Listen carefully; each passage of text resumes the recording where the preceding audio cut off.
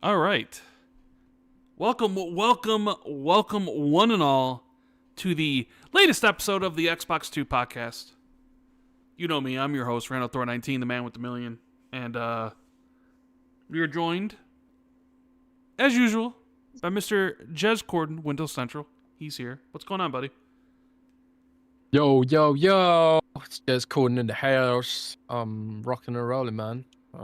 Just happy the week's over, although I am going to be working tomorrow as well because I've got things to do. So the week's not over yet, but it's getting close to being over. But then it'll be Sunday. But then Sunday I'll just be thinking, oh shit, Monday's soon. So then it won't be much of a weekend. So that's where my head's at right now. But you sound like a downer Jez right now. So we need to put downer Jez aside. Look at the good of the weekend and talk about your favorite topic, like Overwatch and video games and stuff, and how much you're enjoying Gunnar Souls and Gunnar stuff. Souls, is that the gameplay you've got up? Yeah, you got some Code Vein, aka Gunnar Souls, apparently is Gunnar Souls. Yeah, that's what because I got a review code in my inbox for Code Vein 2, and I was like, man, this game does look pretty cool, but I never got around to playing Code Vein 1. So I kind of feel like, I think we talked about this before, how I just feel like I can't just skip a game. I mean, I know I can't. I have to do the previous game. You know, so I thought I'd go back and play Code Vein 1, and I've actually been really enjoying it. I think it's really, really good. It's cool. It's janky as hell. And it is melodramatic, like, you know, anime style melodrama, all that kind of thing. But I've been really enjoying it. It's, you know, for what it is, nothing spectacular. It's like a quintessential AA Souls-like, I suppose, is the way you could say it, frame it. But Code Vein 2 apparently has a lot of issues. So it's probably a good thing that I'm not playing it right now. The devs put out an update today talking about how they're going to optimize the game, fix things like parrying and iframes not working, and all kinds of like random little issues. Which I think since Code Vein came out, the standard for Souls-likes has really increased, I think. So like people are trying, because Code Vein 2's open world, and it's riffing on Elden Ring, right? Whereas like this one's riffing on Dark Souls. And it's not quite on Elden Ring's level. So there's a lot of like complaints about it right now. There's not much on Elden Ring's level. So I mean, you know, like Elden Ring is the thing, game people aspire to make, and they've definitely tried to, you know, aspire to copy and be just as good as the From Software stuff. But absolutely, yeah. But, so you know, I find it like when I was asking you what you're playing, you're like, I'm playing Gunnar Souls, and I'm like, what the hell's Gunnar Souls? I haven't heard of this. And you're like, Code Vein. I'm like, oh, Code Vein. Okay, well, I guess that makes sense. Sure. Yeah. But do you know what I'm playing though, Jez? Arc Raiders. But you know, we're probably coming up on the time where it might be about time to say goodbye to good old Arc Raiders eventually, right? We have you got Reanimal that comes out next week, which is a game I'm looking quite forward to. From the makers of Little Nightmares 1 and 2, the actual makers of Little Nightmares 1 and 2, not the team that was brought on to do Little Nightmares 3 and ended up being quite a disappointment, because I did play that. I love like Little Nightmares 1 and 2. I like those style games. And I don't know, Reanimal looks great. So I can't wait to play that. High on Life 2 also comes out, I believe, next week as well. The first game was kind of, you either like it or you don't, right? Either that style of humor lands with you, or you're like, hey, you like Rick and Morty, so maybe you like this. And I did find it enjoyable. I mean, it's not the greatest game ever made. I mean, come on, right? But I mean, it was enjoyable for what it was. So I'll probably check out High on Life 2. And then I think the end of the month is Resident Evil 9 Requiem, which I saw Matt Piscatella from Circana say after GTA 6, it's like the most wanted game, like according to like player index of like wanting to buy and stuff. So, oh wow, I mean, that's a I would imagine the drop off between GTA 6 and Resident Evil 9 Requiem is probably fairly large, but also like the fact that if you rank all the games coming out this year that are like confirmed, Resident Evil 9 Requiem being like the game behind GTA 6 is pretty big. And it really is like the first big release of this year, right? So really looking forward to that. And I think we even got some March releases. I think Replaced is coming out March, which is a game I'm quite looking forward to. Planet of Lana 2, they just dropped their release date. That's coming in March. Really like the first game. Is that Metroidvania? Is it what? No, it's not a Metroid. I mean, the first game was along the veins of like Inside or Limbo, where it was like a action platformer, side scroller, left to right. I don't know if they changed anything for Planet of Lana for the sequel. I doubt it. So I would imagine it's more of the same, which is good because I quite enjoyed that. And I think like what else comes out in March? Off the top of my head, I'm trying to think if anything else comes out. I think there is. Crimson Desert comes out in March, which I keep on seeing videos of Crimson Desert on when I hop on Twitter, and it's like, what can't this game do? Because now I was seeing things with like air enemies and I was just like, what is this game? Like is this the game that just has everything in it? I don't know. So Crimson Desert comes out in March. I think there's probably some other stuff I'm missing off the top of my head, but Marathon. I know Marathon does come out as well, which is maybe a game I'll get into. So there's gonna be some other games here finally kind of starting, which maybe wean me off my Arc Raider addiction. Because I mean, it's still a lot of fun. Last like two, not this past night, not yesterday, but the previous 2 nights, Jez, we got waffle stomped. Almost every game. Waffle stomped. Yeah, bro. We were getting we were getting ripped apart. We were getting destroyed. It was not getting fun. Your arc raided, bro. It was not fun. It was not fun. Like we were just getting absolutely destroyed. And I'd be like bringing like really good weapons that I have or whatever, and just like a couple times I didn't even get to shoot them because it's like all of a sudden people were there and I'm dead. It's like frustrating, incredibly frustrating when it's like every single match. And then it happened like 2 nights in a row, and it was just like, oh man, I don't know. But then last night was actually a really good night. So does it? You know, does it have, like... we're back. We're back. The feeling's restored, right? We're so back. We're so back. And doesn't it have some kind of like aggression matchmaking? Well, yeah. So like, if you play enough in a row or whatever, where you don't shoot anybody, eventually the game will put you into more friendly lobbies. But if you're always, trying to kill people, it'll put you into more aggression-based lobbies. When we play as a trio, we're bloodthirsty. We're out for people's loot. We're not out to make friends. We're out there to make enemies, make them remember our names. So God. it gets sweaty. It gets sweaty. I ain't gonna lie. You know what I mean? Like you ain't making friends on trios, especially with us. When I play duos, it can be a little bit more chill, but you never know because you can't trust when you come across people. You can't trust anybody. Like, are they gonna kill me? Should I kill them first? Shoot first, ask questions later. Solo, I tend to be more.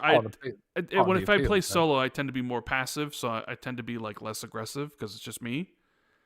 But yeah, they do have that aggression based mix up. So I don't know. I'm looking forward to this year. A lot of great games, not only coming from Xbox but coming from from third party and stuff, and it's all starting pretty soon. So I know. Is anything coming up here soon that has your eye that you're really looking forward to?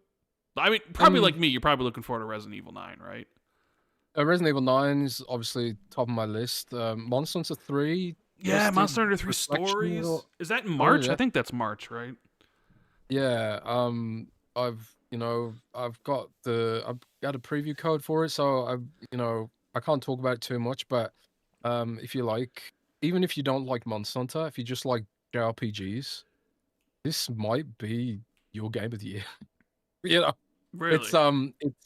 yeah, even if you don't like Monster Hunter, it's I played it at preview event before, but it was like it's it's a JRPG. With sort of just the combat system revolves around catching the monsters and having them work for you, basically. So that's the combat system. It's not really like your typical old school Monster Hunter where it's like, oh, I'm gonna hunt all these monsters and shit. I mean, there is obviously that element to it, but it's actually just a full blown JRPG, like in the traditional kind of sense. But it really feels like Capcom's trying to really expand that franchise and stuff. So looking forward to being able to talk more about that. Another game I'm really looking forward to after playing the demo earlier today is Pragmata. Yeah, I saw Have you- Pragmata drop the demo. That comes out in April. I'm probably gonna play that as well when it comes out. So I don't know if you tried the demo No, yet, I don't. but I don't really do demos. So so it does feel like the game's a little bit maybe on the budget side. okay. This clearly isn't like a Resident Evil Requiem level Yeah, I mean, I budget. don't expect it to get the budget of a Resident Evil game. You know what I mean? Sure. No. But the combat system is really fun, I think. You sort of like, and I kind of feel like almost like the combat system shouldn't work, but it weirdly does. So, like, basically what happens is you've got like a little robot girl on your shoulder, and she's like a hacker, right? All Mm-hmm. the robots you fight have like a shield which you can't like penetrate with your bullets until your little pal has hacked the robot. I think her name is Diane, I think off the top of my head, or Diana, something like that. Anyway, she so when you aim at the enemies, you get like a little puzzle window pops up. You have to basically like hack the robot in real time while shooting it. And you hack the robot by moving a square along a grid, and you move the square by pressing X, Y, B, and A, like go up, down, left, right, and whatever. And it might sound more complicated than it is, but It it's does really sound quite intuitive. complicated, like trying to move around in a 3D space and avoiding enemies' fire while solving a puzzle. Yeah, it With the sounds stuff, like right? It does sound yeah, like it would be uh yeah, taxing, or you'd be like, what do you know? Like, yeah. What do I do? What do I do? like But it's the robot. To be fair, the robots move pretty slow. They're like heavy hulking kind of robots. So it does give you some breathing space, but also like it's got sort of like the Alan Wake dodge, right? If you dodge at the right time, you get slow mo. If you get a bit slow mo, it helps you with the hacking and whatever. But but there's also like loads of other power ups and other weapons to help you with this. So there's like a laser net gun, so you can shoot like a net out, and it holds the enemies down for a bit, so you can hack them. There's also like an AOE hack ability. You get these power ups, and you can insert it into the hack, and then like you can hack like a bunch of robots at once, and then shotgun them all down. And it's just so satisfying. The shotgun feels great. The robots break into little pieces, and the combat system is absolutely nailed down. So it's got like pretty simplistic sort of environmental visuals. I don't know what kind of story, how long it's going to be, or if the story's going to have good depth, or if it's going to be super interesting beyond sort of like the novelty of the the puzzling aspect of it. But honestly, I've really enjoyed the demo. I've played that demo 3 or 4 times now. Because each time you play the demo, like it gives you a little extra weapon to play with, and I was like, oh well, I'll check that weapon out. But yeah, I'm really looking forward to Pragmata. And then there's just a backlog, man. It's just a backlog, infinite backlog. I'm playing Dragon Quest VII as well, trying to review that. Haven't got around to it yet, but that's pretty fantastic. Dragon Quest VII Reimagined.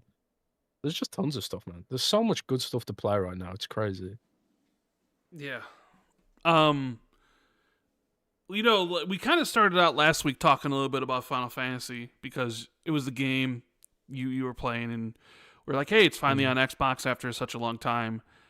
And I know like Final Fantasy VII Rebirth was supposed to get announced for some point in time this year for Xbox. And lo and behold, it was announced this week. Because Nintendo had a direct partner preview, which I don't know if you saw. It ended with Todd Howard, and people were not happy to see Todd Howard. No. Trying to People are, I'm sorry. Todd Howard is overhated, man.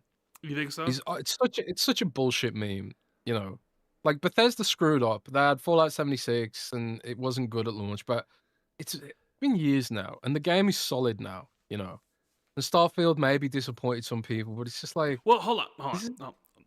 what? He's over fucking hated. I'm sorry. That It's may just be. a That may meme. be. But okay, I didn't watch the Nintendo Direct because I don't care. But so was the final reveal, because it was like, hey, we're done. We got one more thing, and here's Todd Howard. Was do you think maybe some of it has to do with the fact that it's like, because was the final reveal Fallout 4 for the Switch 2? I didn't watch it either because Nintendo, who cares? Right, but I know, because But I know they announced Oblivion, and I know they announced Indiana Jones with the dates for when they're coming to the Switch, and they announced Fallout 4. So I'm wondering if it's not so much Todd Howard, but then constantly selling the old titles. Like, oh, look, here's Fallout again, or here's Skyrim again, where it's like, yeah, Todd, well, you know what I mean? Like, it's funny, right? It's a meme that they resell the same game over and over again yes. while we wait 50 years for the sequels. But I mean, it's kind of, it'd be weird for me to bitch about this, considering I did just go through Fallout 4 again and completely just fed into that whole economy. Yeah. I just played I bought the anniversary edition upgrade with all the fresh and content, and I went through the game again. So And you enjoyed it, I right? am, and I had a blast. Yeah, Yeah. I got 7 days played on that save. I think I built like tons of settlements. I did every quest that I could find. I think I missed a couple. I ended up not doing Nuka World yet, but man, I had a blast doing it. And if you're like a Switch player and you're kind of hurting for new stuff to play, to be honest, What do you mean? and They got Mario Kart, bro. They got Donkey Kong. They got Metroid. yeah, They got stuff, bro. sure. That's old, man. You people have already played through that. They need something new. So hey, what's old is new again, and that is your boy Fallout 4 again. I guess. So yeah. again, I mean, if I was an Xbox, I mean, you know, Bethesda's owned by Xbox, but if it was like, we got one more thing to show for you, and it's Todd Howard up on my screen again, and be like, hey, Todd, back again. Guess what? Here's Skyrim for the millionth time. I'd be like, what the hell? You know, I'd roll my eyes too. You know what I'm saying? Yeah. But yeah, but people take it too far. Like these memes about hate. Like I mean, we probably talk about it later, considering Overwatch is a topic. But like the whole like, oh, the internet says I've got to hate this, so I hate it. Sure. And it's like, I really feel like that people don't even think critically about this shit anymore. It's like, oh, the internet says I've got to hate Todd, and a lot of people don't even know why, or they've forgotten why, or they have to Google and look up why. You know, like how can I be a part of this zeitgeist? I've got to look up why I still hate Overwatch in 2026, you know, or I still hate Blizzard in 2026, even though like all the reasons to be mad about this shit years old, and the people that perpetrated or caused a lot of this initial wave of hate don't even work at the company anymore. It's such a meme, you know. But it, you know, feeds into this whole, hey, it's gonna hate.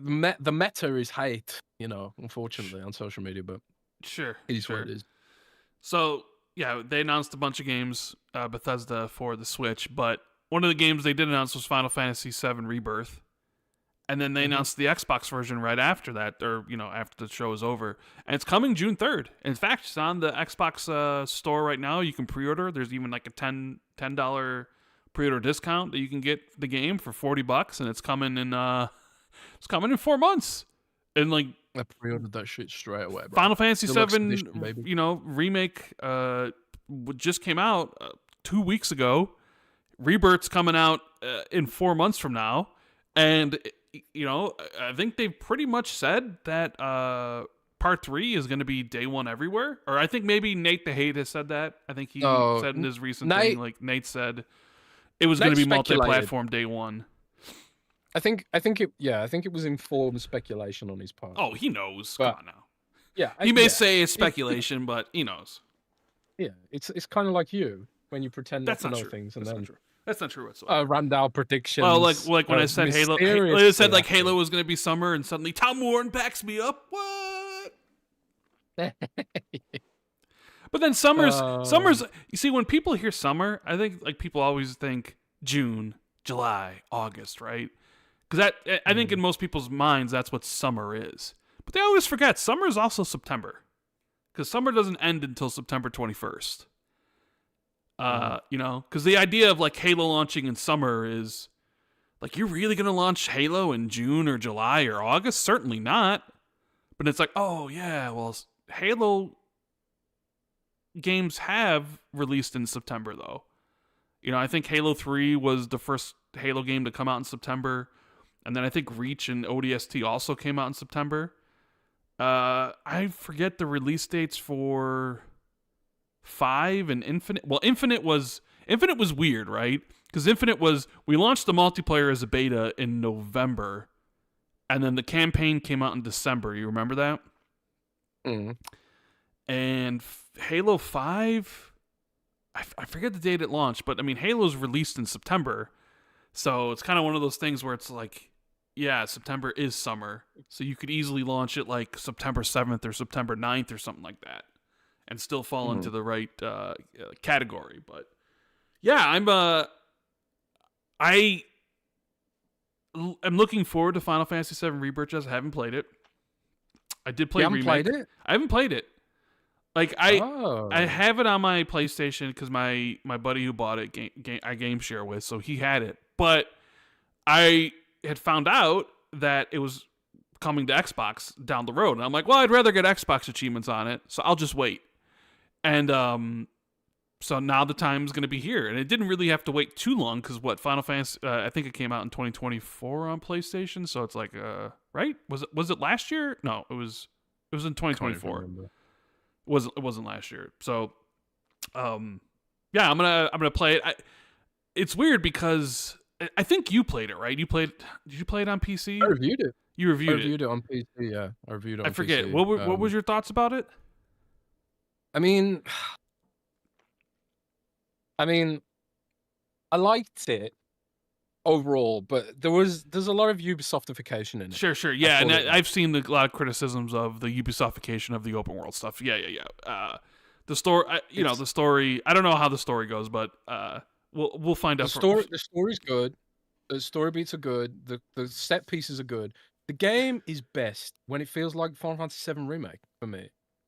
Because there are segments where it's more linear, wide linear or whatever you want to call it, and you don't have to do the open world bullshit. And I just feel like the open world stuff was just padding and padding and padding and padding, repetitive.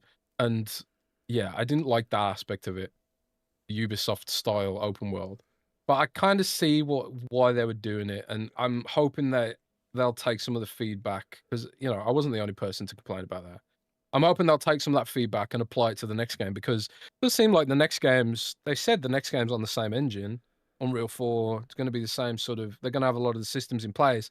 So if we're talking iteratively, they can take what they've got with Rebirth, they built that whole system, and they can just build on it. So I got high hopes for Part 3, but yeah, I wonder. Yeah, overall, it's fantastic though. Overall, it's fantastic. It's I wonder with because I was sort of expecting a larger gap between releases.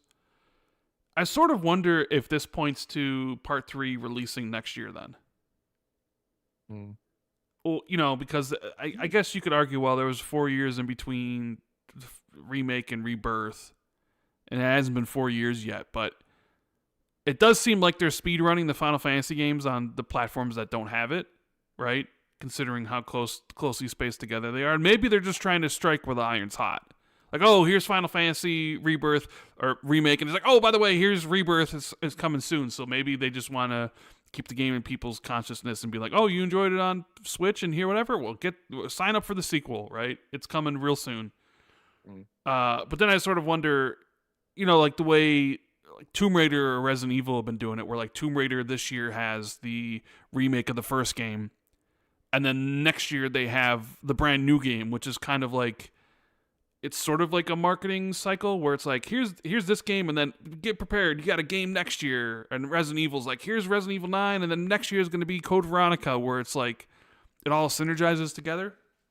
So I sort of wonder if, say fall of next year, since GTA 6 won't be an issue because it'll most likely be out by then, if they're going to be like, yeah, Final Fantasy Reunion is available on all platforms. Or, is still going to take more time. Probably maybe take a little bit more time. But anyways, what was I wanted to say? I want to say, Fallout. We mentioned Fallout because Todd Howard. I finished Fallout, the TV show, Fallout Season 2. So funny because I've been watching it week to week, and you've been waiting to do the binge. I binged it. I binged it in 2 days or 3 days. So I watched 2 episodes one day, 3 episodes the next day, and 3 episodes the next day, as God intended it, as God and Netflix intended it to be watched. It's just funny because you beat me to it because I haven't finished it yet. Wow, I beat you to it. What do you have? 1 episode left? I got one. Yeah, I got the last episode to watch. Hilarious. So I quite enjoyed it. I thought the season was pretty good. I don't think I enjoyed it as much as season 1. Mainly because I feel... I'm not going to tell you how it ends, but I feel like the characters are kind of spinning their wheels a little bit. Like we're kind of maybe dragging out plot lines because we need things for future seasons, if that makes sense.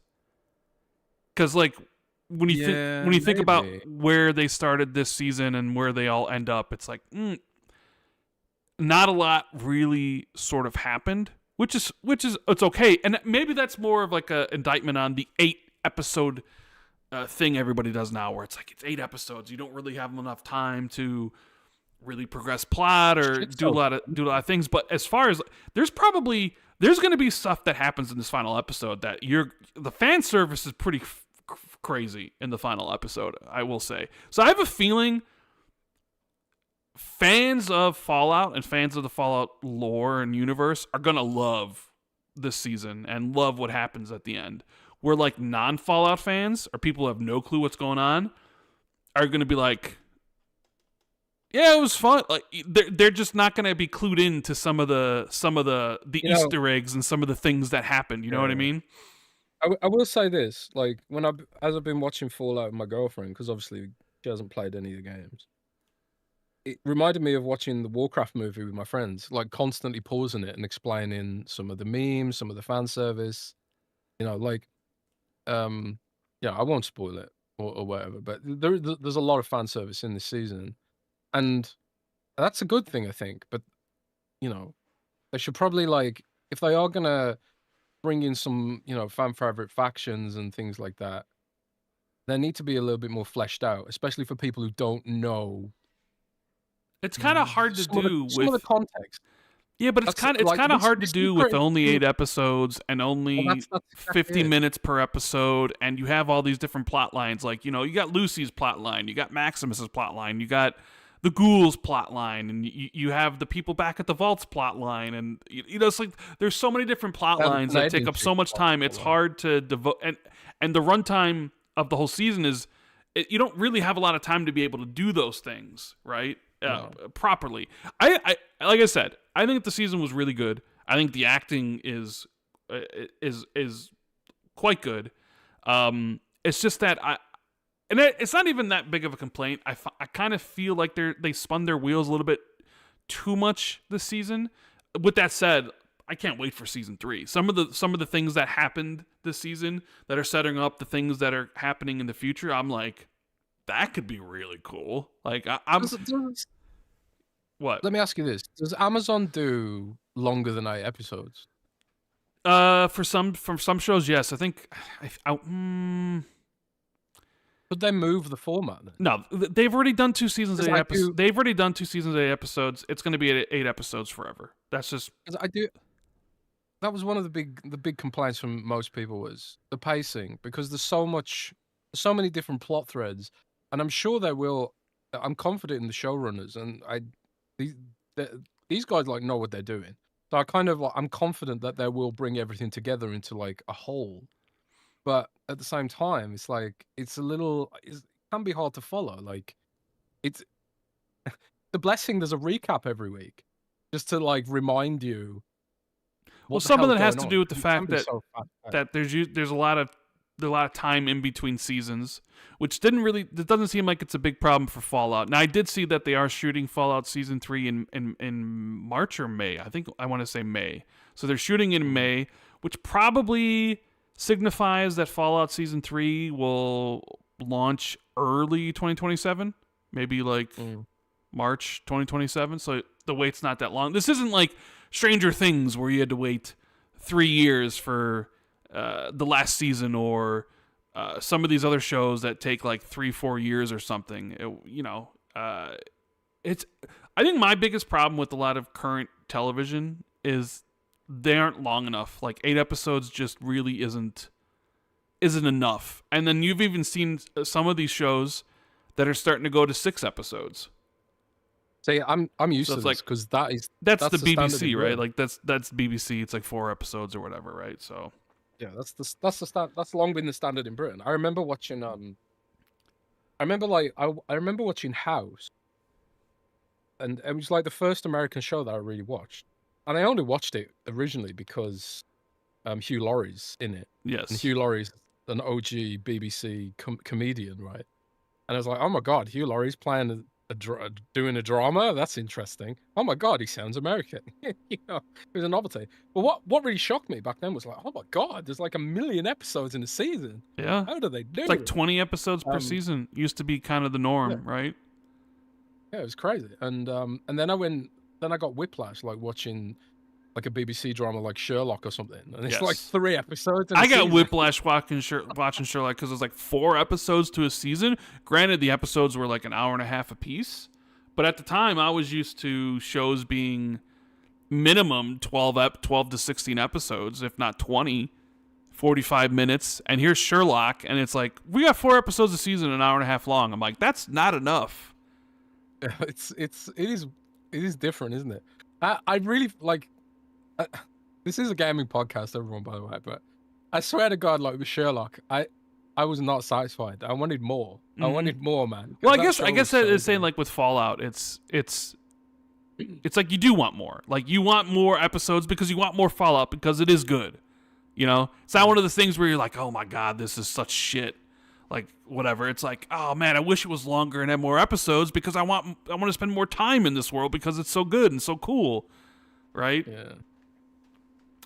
Cool. I kind of can't wait to see what your reaction, because you're way into Fallout than I am, right? So I sort of can't wait to see your reaction to this last episode and what happens in it. Yeah, I am pretty intrigued. But yeah, I'll probably watch it after the show. Actually, we'll see what happens. Good. But anyways, that was a long intro. Should we do some housekeeping? Yeah, let's do some housekeeping. Thank you guys for joining us on this kind of cold-ish March 6th, 2026, for episode 398 of the Xbox 2 podcast. Do us a big favor, make sure you hit the like button and subscribe to the channel if you haven't already. And this episode of Xbox 2 is brought to you by our sponsor, Surfshark.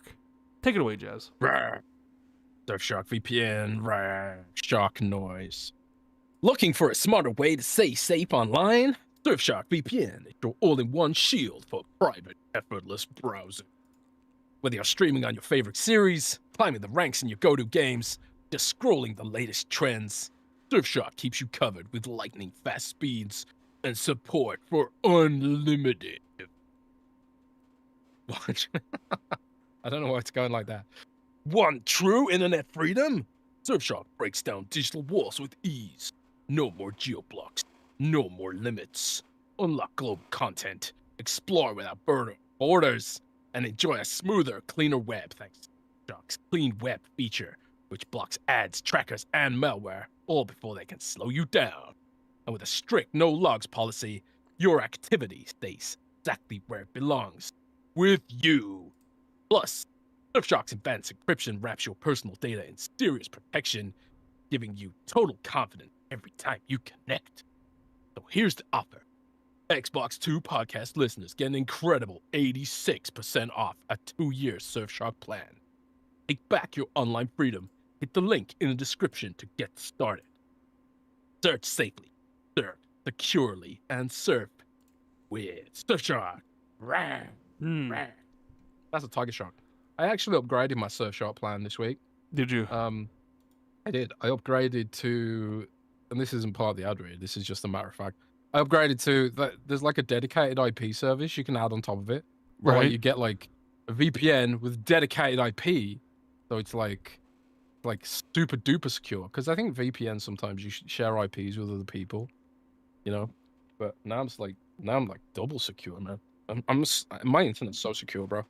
Like, not even a shark could break into my internet, bro. And that's through the power of Surfshark, man. You absolutely have to check it out using the link in the description or over at surfshark.com/XB2. And thanks a ton to Surfshark for sponsoring this podcast. Yes, and as usual, we want to thank the amazing patrons of the Xbox 2, or the XB2 or patreon.com/XB2. Where question and answer thread, I believe you did put up, yes? Yes, I did. So if you want to drop us a line, we will answer those questions at the end of the show. We got some shout outs here for the Xbox 2 MVPs. We have Adam Bartolo, Aloran Grogu, Army Dude 52C, Ace of T and Madison, Battered Haddock, Briggs Country, Bright Tundra 1, Silas, Discarded Caboose, Enix, Fantasticals, Foreign Object, Glenn, Governor Grimm, iMike Zero, Inner Machine, Jay Foley, James Moore, James Wiseau, Justin Duel, Katriox, Laserwolf, Pat Rock, Frosty, RS Donks, RTX, GNR 49, Scarcely Relevant, Sean Kramer, Shrapnel, Trickster for Trey, William Q. Kendall, and Wagerman and Wolfgang KPZ. Thank you guys for your continued support of myself and Jez here on the Xbox 2. It's kind of fun listening to you trying to struggle with people using that. Well, I mean, you know, sometimes you don't know how to say the words. You know, our Patreon community is awesome, so thanks to everyone who's subscribed over there. We have a super chat here, Jez. For you, says from Face23 BKNY, who says, Jez, thoughts on PlayStation Q3 financials? Didn't read them. Well, I think they shipped, or they sold 8 million PS5s. So they ended up, so there's like 8 million PS5s. I think their total is 92.2 now. I think they have 135 million monthly active users. That's awesome. I think that's mostly that's the stuff I remember off the top of my head. Let me see if I can. Did they meet their guidance for the holiday season? That's the only thing. Yeah, their stock went up because I guess their stock price went up. Sony's stock price in general went up because it seems they beat expectations, and I think Sony themselves even said the PlayStation business did better, or they sold more than they thought they would. I think they even said in the report that they've acquired the minimum amount of chips for the rest of this year. So they're, so probably won't be any price increases this year. I mean, they did say they acquired the minimum amount for this year. So I think some other things is like they sold 97.2 million full game software. They sold 13 million first-party software units. The digital download rate was 76%. So, yeah, I mean, that's really good. Yeah, I mean, they actually, I think, sold more than the Switch 2 and Switch 2's first holiday, because Switch only did like 7 million and PlayStation did like 8, so. Oh, it's Sony's Q3 financial year 2025. That's a weird way of doing it. At least according to this. Yeah, it's Man, they've really fixed their profit margin problems. Yeah, I think their profit margin for this quarter was like 20%. Yeah, that's really good.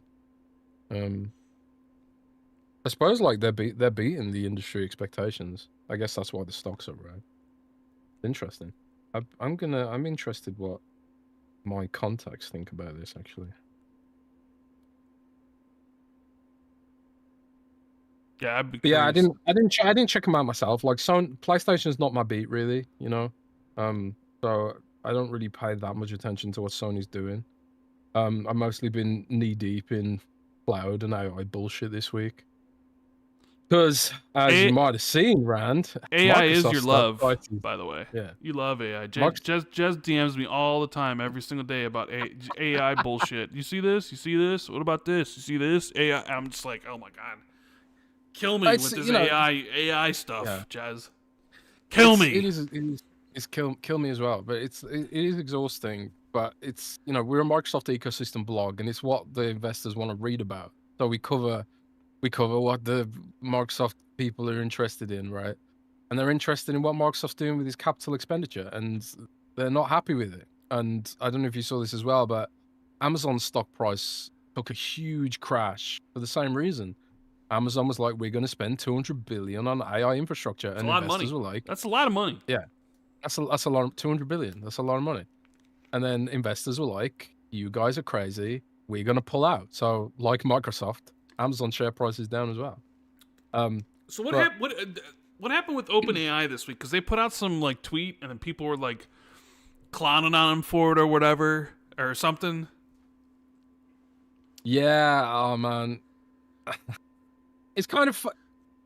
I'll just touch on this briefly. But what happened was, um, there's been a big sell off in AI adjacent stocks this week, and the reason is that it started when it was last September. There was this sort of, I don't know if it was a rumor or if Nvidia themselves even said it, but there was an expectation that Nvidia was going to invest 100 billion in OpenAI to keep them going, basically. And then the other, earlier this week or the last week, um, uh, the CEO of Nvidia was like, we're not investing 100 billion. What are you talking about? So like a lot of these sort of, you know, reports increasingly look like AI is not accelerating anymore. It looks like it's kind of hit its peak acceleration, I suppose. And a lot of those stocks are correcting now. So a lot of people who invested and rode the wave on the way up are now like, okay, we're gonna pull out now. We're gonna take our wins. And people have just been doing that left, right, and center to the tune of hundreds of billions of dollars. So hundreds of billions of dollars have been pulled out. But that's had like this cascading effect over like other stocks and shares as well. Like Bitcoin's down, everything's down because everyone's panic selling kind of right now. Okay. But I think it's why like it's kind of cool that Sony's stock is up on this because it shows like people are going back to actual tangible businesses to put some of their investments towards right now. And PlayStation is like, it's a tangible thing. They're showing growth, accelerated growth, and they're showing a strategy that's working. Whereas like Amazon and Microsoft, a lot of it's pie in the sky and kind of like, we hope one day it'll make money, you know. Whereas Sony's like, we've got this today and it's making money, you know. Yeah, So well, the I Nintendo think stock that's price was important. down after their results, and it's funny because Microsoft stock took that huge tumble where they lost like $440 billion or whatever it was, and I remember seeing some people being like, that's what happens with Xbox. So Xbox is losing all that money for it's like, dude, the investors don't give a flying f about Xbox when it comes to movement like that. No, it doesn't. So it's like it has nothing to do with any of that. Like, so I just always laugh when they're like, Microsoft stocks are down because of Xbox. It's like, no, it has nothing to do with Xbox. Like, Xbox is a blip in the radar for the investors of the company. It's all about like AI and it's all about cloud and Azure and all that stuff where it brings in all the money. So they're disappointed on it. But Yeah. There's like there's money been thrown all the way around. Like I read one analysis that was like some investors have pulled money out so they can invest in SpaceX's IPO. So SpaceX wants to go Isn't public. Discord also thinking about doing an IPO soon?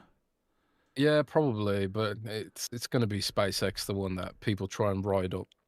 So if I'm someone with like millions of dollars invested in these big tech companies, and I know there's going to be an opportunity to ride a new wave with SpaceX because Elon Musk announced that SpaceX is merging with XAI and he wants to put data centers in space because they can use solar power and they can use the freezing temperatures of space to keep the servers cool, all that kind of stuff. If I'm someone who wants to ride that wave and I got millions of dollars in order to do it, then why not, right? But yeah, we were talking about PlayStation because Face asked about it, but there was a little bit a PlayStation news this week that I did want to talk about, and that's the brand new game that was announced on Twitter. Spinoff, a Horizon game, another spinoff, like the fourth one. Because not only is there was Lego Horizon Adventures, there was Horizon Call of the Mountain VR game. There's like the Horizon MMORPG game from NCSoft, I think, that is like mobile PC only. And here's a new Horizon game, Hunter's Gathering, which they announced in a tweet. So not even at a presentation, which is strange because State of Play is supposed to be coming up soon and this month. Just announced a tweet and being like, here's our new game. And I sat there and I thought, I was like, man, Sony loves himself some Horizon, because what other franchise is getting this sort of motion for them? Like 4 spin-offs in a span of essentially a few years. Like you don't really see any Last of Us spin-offs or God of War spin-offs or Gran Turismo spin-offs or any other Uncharted spin-offs or what have you. Astrobot. So it's like, man, they really are pushing Horizon, hard. Like there is going to be like a movie or a TV show on Netflix, but so I wanted to get your thoughts on it because I thought watching it, I was like, oh, this seems like it might be up Jez's alley, like Monster Hunter-ish in a way, like where, tactical co-op action where you go like, so do you have any thoughts on this her new Horizon game? It's coming to PC and PlayStation 5, so I know you're like, I don't have a PS5, so I don't usually play a lot of stuff right away, but this game does seem like, I'm pretty sure it's coming to PC day one, so you could even play this game on your Xbox Ally and get some handheld action going in there and playing some Horizon, and go. Do you have any thoughts on it? Doesn't look like my cup of tea, really, being honest. It looks... Why doesn't it look like your cup of tea? I mean, it's kind of Monster Hunter-y, and that's one of your favorite games. It kind of resembles it a little bit. No, man. No? No, it's too colorful, bro. Oh, so you know me. I will say the art style. A little bit of Fortnite-y, little bit like Kitty, I would imagine. A lot different. Like if you would say like Horizon Zero Dawn and Horizon Forbidden West art style was more, how would you describe that? Like more realistic? More yeah. This one definitely seemed, it really seemed like make Horizon, but Fortnite was kind of like the art style direction, right? At least that's kind of what I got. Yeah, it's not just the art style, like the animation style, the whole kind of Overwatchiness of it. It's a Pixar-y kind of game. I mean, I'm just not a fan of that kind of art style in general. And I say this as someone who plays Overwatch, very much there with Overwatch for the gameplay more than anything. But I sort of like, I replied to Reforge Gaming because Reforge Gaming was talking about the art style. And I was kind of like, I get why they've done this kind of art style, because if you're building a service game, right? If you're making a service game, you can't really go for photorealistic, because photorealistic games require like a lot more work put together, right?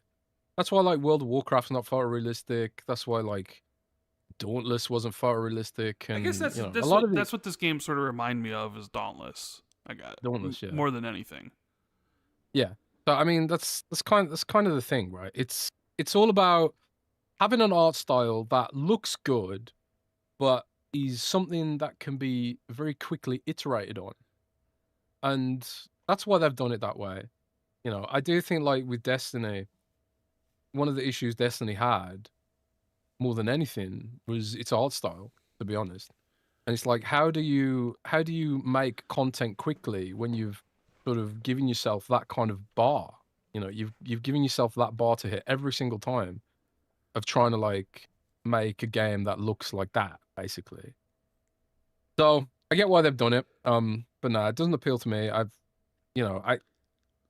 just, I don't know. I'd rather just play. If I was going to play a game like that, I'd probably just play Monster Hunter. I don't know. I will say, I do think it has an awful name. Hunter's Horizon Gathering. Hunters Gathering. Yeah, that's that's a very bad name, in my opinion. It just Yeah, doesn't roll off the tongue. Hunters Gathering, like it's just you couldn't. I don't know. You couldn't come up with like I get like Horizon Zero Dawn. I sort of think that's a pretty cool name. Horizon Forbidden West. Ooh, mysterious, right? Like there's some pizzazz to the names there. Horizon Hunters Gathering. I don't know. Like it's I don't think it's a good name. I think it's one of those things where tell you what.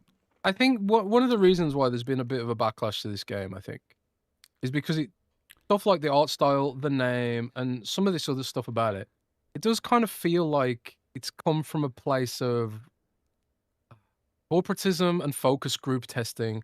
Like it feels like they chose the name Hunter's Gathering to try and maximize the visibility on what kind of game it is, rather than something that actually sounds cool and that will earn its name through being a good game. sure. They want you to know that this is a Monster Hunter clone. So they've gone with Gathering because Monster Hunter has the Gathering Hub. It's like the famous place where you gather with your friends and your other players online, whatever. And also they put Hunter in the title so people know it's a Monster Hunter clone. But the thing about Monster Hunter clones is Monster Hunter exists, so you've got to either be as good as or better. And this does not look like it's going to be as good as or better. And this is exactly why Dauntless failed. Dauntless and other Monster Hunter like kind of games have never succeeded. And to be honest, it's why Monster Hunter Wilds hasn't done very well either. Because Monster Hunter Wilds is not like the quintessential Monster Hunter's experience that I think even the audience wants there too. So it's kind of weird that they went with this, I suppose.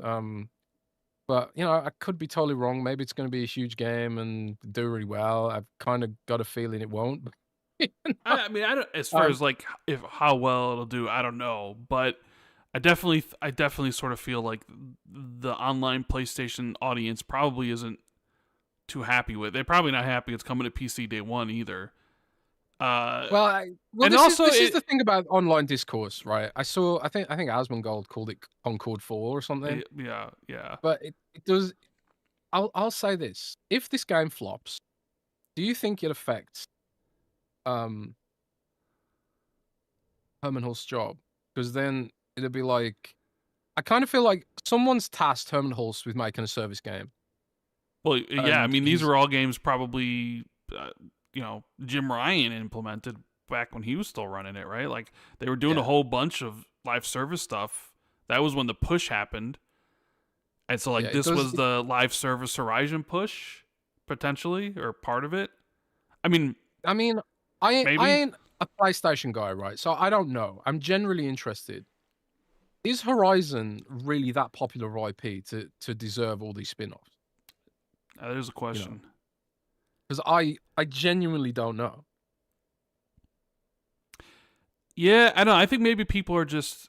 You have the Concord aspect of it. You have High Guard and what's happened with High Guard, which, it's... They released the 5v5 stuff. Numbers sort of went higher for a day, and they've kind of continuously dropped.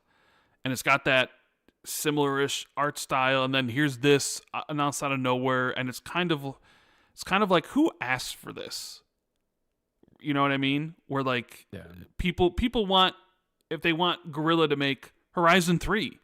the sequel to Forbidden West. They don't want Guerrilla to waste time making what it seems like a game for live service stuff, or a game for a younger audience or whatever. They wanted them to maybe return to the roots and make a new Killzone or something, or you know what I mean, like something for them. Maybe that's what it is. Maybe it's like people view that and they're like, this game isn't for me. And usually the PlayStation studios, the type of games they made like last generation or whatever, or even towards the tail end of the PS3 generation, it felt like, oh, this was made for me. Uncharted, Last of Us, God of War. Like, I'm the target audience. PlayStation has me in mind, so I feel special. But like lately, it's more like it seems like they were trying to chase the Fortnite audience of like with Concord or with this game, and it sort of feels like not only you're getting less stuff, but also feels that maybe you're not always the centerpiece in what PlayStation Studios wants to do, and that leads to backlash where it's like, well, Resentment. this isn't a game for me, so like what the F, right? Like you don't get a lot of stuff regardless, and then here's this a game from PlayStation Studios is like, well, I'm not even, and then plus even their other Horizon games not even coming to PlayStation, so it's and maybe it's some of that. And I haven't even played Horizon Zero Dawn. I have Zero Dawn and I have Forbidden West, and they're games I haven't even played yet. I'll probably play them at some point. But yeah, I thought it was I thought it was odd that they just announced it on Twitter. At least Xbox announced Kiln at a show, and I don't think Kiln's going to do very well either at all, realistically. So much to the point where you got people making videos. That Laura Fryer making a video about can Double Fine. Basically,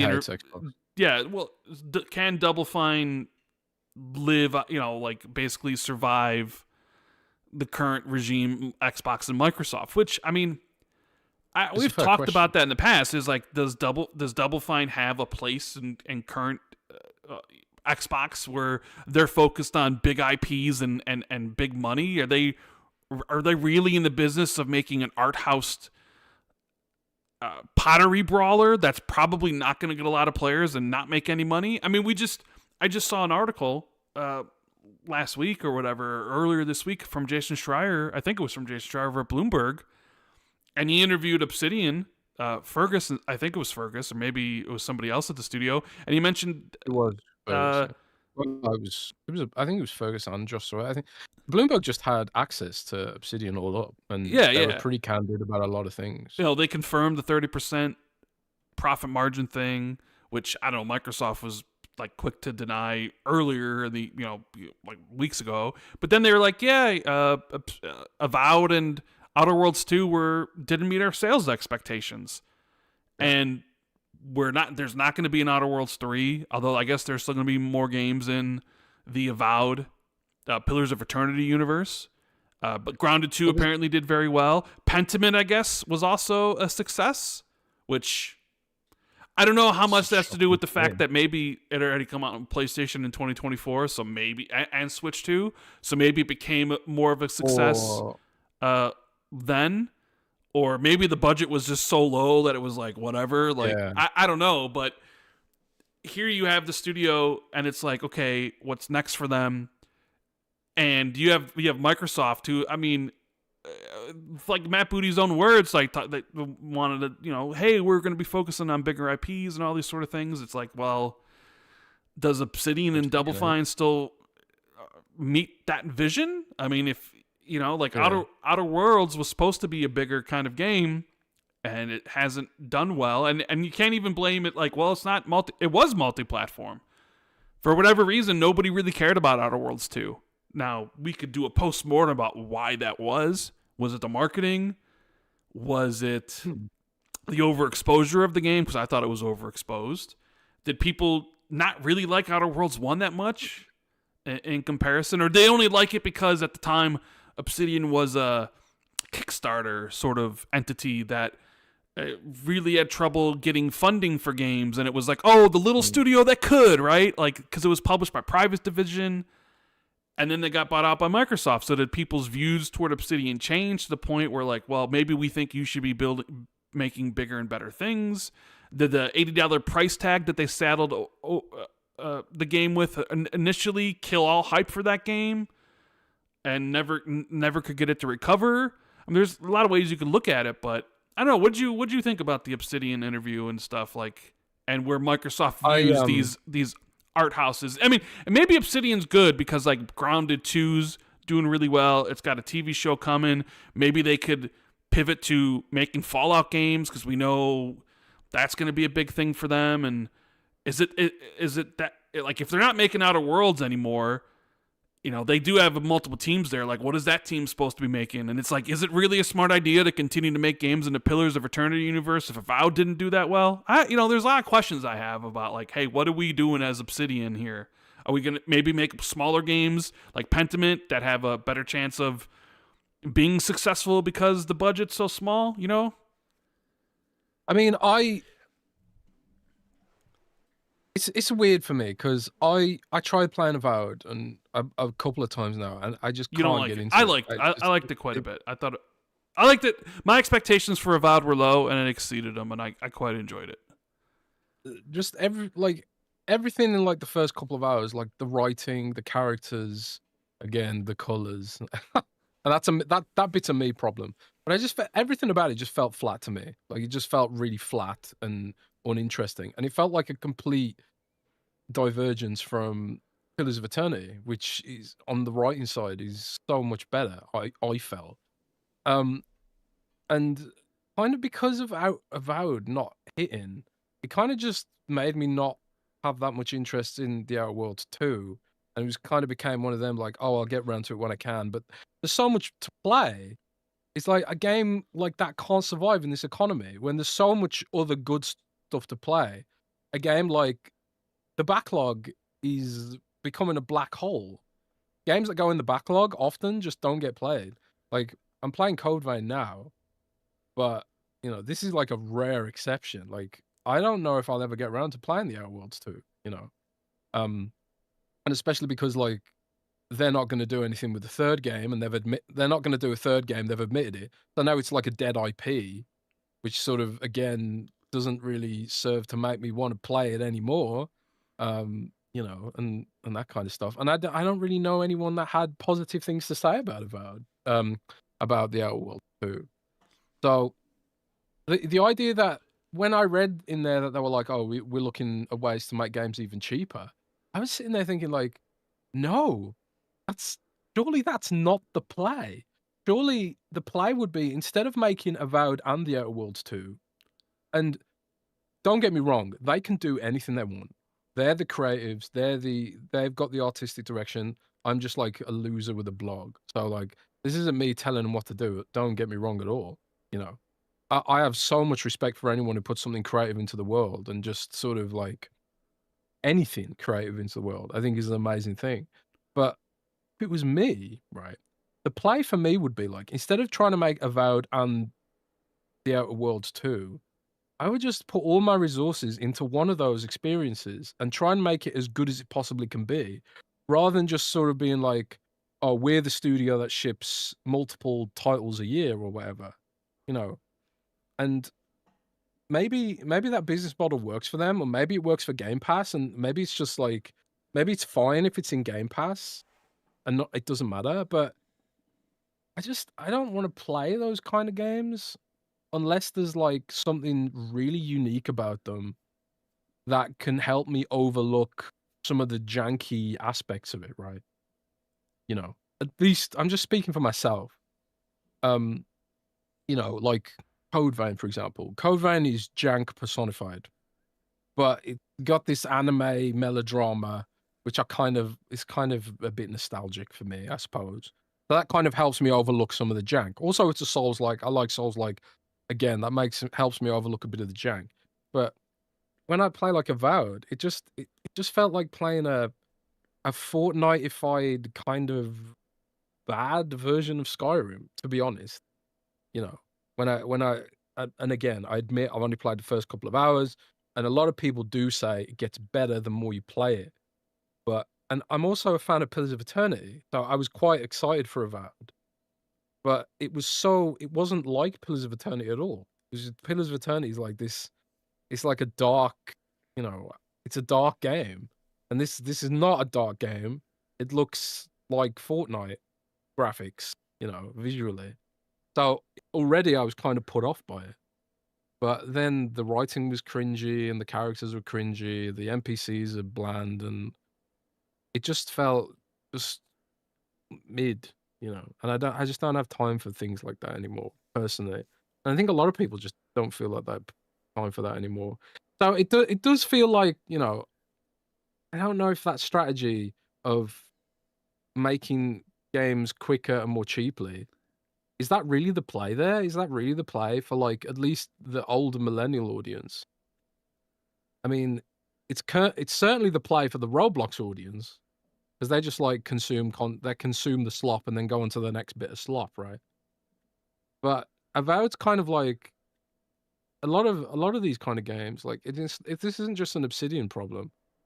A lot of these kind of like AA kind of games, they sit in this void between the memeable sort of popcorn kind of games that you consume and put to the side, and like the really big tentpole AAA experiences that'll give you an experience that will stay with you, you know. I think there's the market for that kind of game is shrunk these days, you know. It was different when like you'd only get one major full price game coming out a month back in the day, or if that even, you know. But nowadays, like, I think the reports are like people buy 1.2 games per year. In a universe where people buy 1.2 games a year, do you want to have an Avowed and an Outer Worlds 2, or do you want to have one really hot, like much higher quality game, you know, that has all the resources thrown at it rather than the resources cut in half, you know? I don't know, but yeah, No, it didn't kind of inspire confidence about their strategy overall for me. I wonder if And I I wonder know if Avowed Microsoft releasing the same keeps on the years. agency. I wonder if Yeah. Avowed releasing in Outer Worlds 2 in the same year also was a problem. Where like you played Well, yeah, Avowed and I maybe you think felt like you got your whatever, and it's like you just weren't because that's kind of, I'm not saying that that's was a exactly problem what for I'd me, say. but it was like I didn't play Outer Worlds 1, so I was kind of like and then I was like I already played Avowed this year, so I was like do I really need to? I don't know. I guess Outer Worlds 2 never really grabbed me in a way that Avowed did, if that makes sense. Or maybe Avowed just came out at a time of the year where I was like, okay, well, there's not a lot to play in early February, so let me just give this a chance. Where, you know, you come out in the fall and you're surrounded by bigger games, you got to stand out more. And even by Xbox's own like release schedule, they also released it against Ninja Gaiden 4 and Keeper. So even if you're like, hey, I want to play these games, maybe Ninja Gaiden 4 appealed to you more. Maybe Keeper did, right? Where it was like, well, you know, or I'm not an RPG guy. I don't know. I guess I'm not shocked that there's not going to be an Outer Worlds 3. I wonder if that's more along the lines of, hey, this game released as multi-plat, didn't do much, where Avowed still has its PS5 release upcoming, I believe this month, because it's got the anniversary update and stuff, so maybe there's a better chance that Avowed ends up being successful, or at least more successful than Outer Worlds did, so that maybe they see there's some viability there. And, you know, but yeah, like you, I don't know. This kind of in the whole discussion of, I understand why Microsoft bought these studios in 2018, 2019, when they were like, Game Pass is what we're going to go for. And then like Xbox, they went and they bought ABK and Bethesda, and now it's like our priority are the big games and the big franchises like Call of Duty and Fallout and Elder Scrolls and Halo and Gears and stuff, where Double Fine doesn't make those type of games, and quite frankly neither does Obsidian, even though like Obsidian's a very consistent good developer and that releases a lot of games, where it's like, okay, where do they fit into the hierarchy? And we've even talked about that even with Ninja Theory when we were talking about Hellblade 2 and stuff, and it's like, okay, well, what do they do next? Are they still like, does Xbox still look at them and be like, yeah, this is a studio we want, and even because whatever Hellblade, whatever Ninja Theory makes next is probably not going to make the type of money that an Elder Scrolls will make or a Fallout will make or whatever. Even though I think we've seen like Ninja Theory's financials, so we know they are a profitable studio, which is probably one of the reasons why they're given like, hey, you're making this game or what have you. And I do wonder how like the idea of like, hey, you got to be profitable, the 30% stuff has an effect on like what you choose to make and how you choose to make it. And if like their thing is like cheaper and faster, it's like, well, or maybe just more stuff like Grounded and Pentiment rather than stuff like Outer Worlds, where it's like, well, maybe if we just lowered the budget and made more of these games, so we spread out our possibilities of having a hit rather than consolidating all of our effort into one thing, because if that one thing misses, then you might be up shit's creek without a paddle at that point, right? Sure will. There's no silver bullet, I don't know, man. There's no silver bullet approach to this. I think a lot of the industry in general is kind of like floundering a bit. I mean, we were talking about Horizon, Hunter's Gathering, and I think that kind of, what it reminds me of? It reminds me of Wolfenstein Youngblood, where it was just like, some a game like nobody really asked for, right? Yeah, it was kind of, but it's like the market trends are telling them we need this game, we need service games, we have to do it. What franchises we got that could potentially apply to this kind of genre? Horizon, boom, let's go and do it. And it gives me that sort of Wolfenstein Youngblood kind of vibe. And maybe that's not, that's not a hopeful thing to say potentially for the game, because we all know how Wolfenstein Youngblood went. But I think Wolfenstein Youngblood was born of that mentality, where it was like service games are becoming the thing we have to do, and for better or worse, they've gone down that path. And I think there are, obviously there are situations where there can be a hit. Grounded obviously being one of them.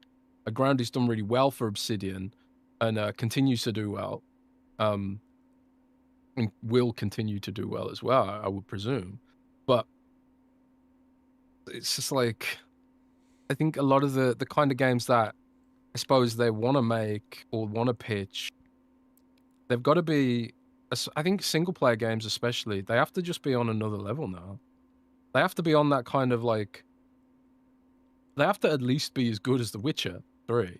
I mean, and things like that. Not a lot of games as good as The Witcher 3 or any of CD Projekt Red stuff. So I mean, that's I know, but I think that's like saying like, hey, if you're making a Souls like, it has to be on the level of Elden Ring, which is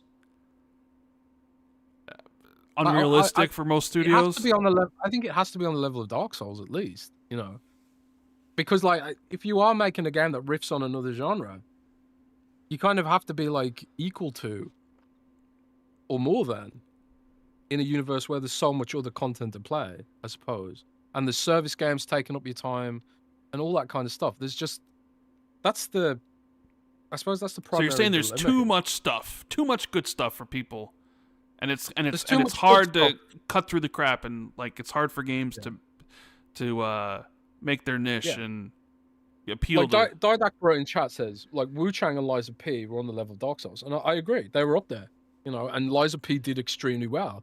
I don't know how well Wu Chang did, but Black Myth Wukong did extremely well, and that was on the level of Dark Souls, but like, at least to some degree. But like, how would you like games that are similar to Avowed? Like, I mean, even that like Tainted Grail game that came out recently, that's Scrolls like people call it. Like even that's better than Avowed. It's like more unique than Avowed. It's got better writing than Avowed. Got more unique hooks than Avowed. It's like, and I think crucially as well, it was lower priced as well.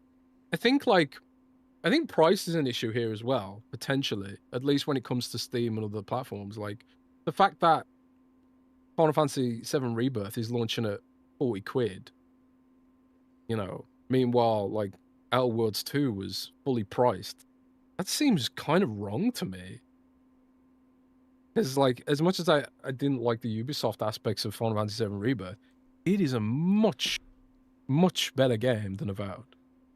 You know, at least, like, I wonder if in terms of, like, I sort of quality, motion capture, all that kind of stuff. I sort of wonder what Avowed, how it would have been perceived if the original Vision actually was the one that released like a co-op, like when it was supposed to be co-op and a bit more darker before they reset or whatever. I wonder if that game is more of a success than what Avowed ended up being, even though I like, you know what I'm saying?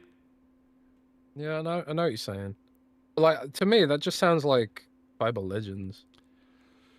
No, Fable Legends, no. Fable Legends was 1v4. Remember when 1v4 was a thing that I mean, like the force multiplier. That's what it sounds like to me. Remember when the 1v4 was the thing in the industry for a bit? Where it was like, let's have one person do the enemies and four, and it was sort of a thing the industry chased and then died off. And then, you know, the industry always chases trends and stuff. Like with the success of Arc Raiders right now, I mean, Tarkov's always been, you know, there and kind of whatever, but you have, with Arc Raiders being as successful as it is, and with Marathon coming, you're probably going to see a glut of extraction shooters soon, just like you saw a whole host of battle royale games after the success of PUBG and Fortnite and Warzone and stuff, right? Whereas like everybody just copies the thing that they think, oh, like those games are popular. I guess that's what people want, right? And it was like 1v4, Evolve, Fable Legends. I'm trying to think of some other games that were that. It was just like this. Like, is this actually? Do people actually want 1v4? And it turns out they didn't. Almost, remember when people jumped on NFTs and that was supposed to be the next big thing in gaming as well? And like Ubisoft was going to do NFT stuff or whatever, and then like nothing ever happened with it, but it was like the big buzzword. Like, oh, we're going to have NFT games, and imagine owning this thing and then selling it or whatever. And then the AI revolution sort of reminds me a bit of the NFT things. Yeah, it really does. But it seems like this. I know one of my friends, I think, spent. Oh no! Go on. I think he bought one of those like arts of like an NFT, and I think he spent like 20 grand on it or something. And I think like now it's like worth like $10 or something or whatever. Are you kidding me? Something like that. I don't know. I'm just saying. Like, I think I know one of my friends was really big in NFTs. I don't know how much he like spent on some of that stuff or some of the things he bought, but he was a really big believer in it. Rip. You know. Actually, a couple of my friends were really big believers in the NFT stuff, and I always looked at it like, this isn't gonna work. And it didn't work.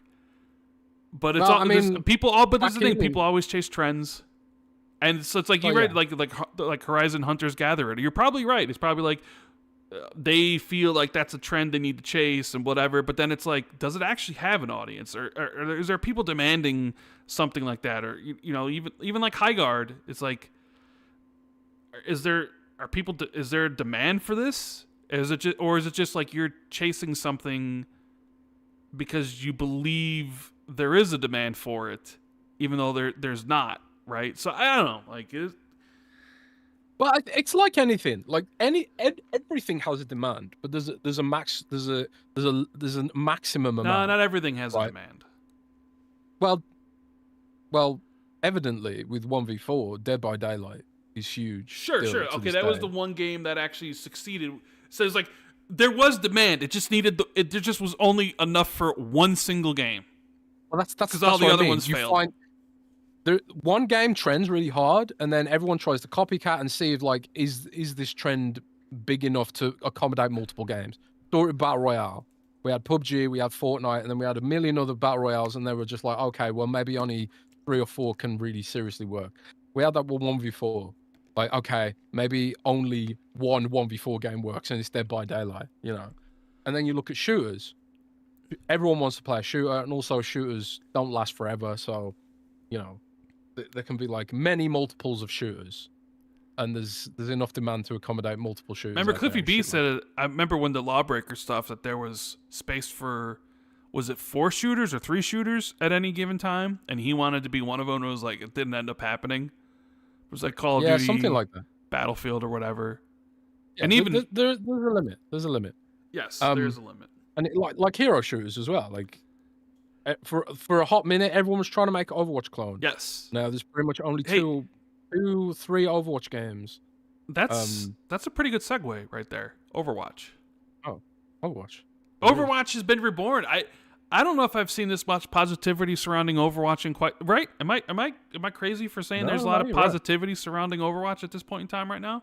When before it was nothing but doom. I mean, they changed the name from Overwatch to Overwatch 2. They promised story PvE content that actually never ended up happening. They removed loot boxes and all these sort of things, and now they're removing the 2. They're bringing back loot boxes, yes, I think. They got like a whole bunch of new characters. So what's the rundown on Overwatch, and why are people excited again?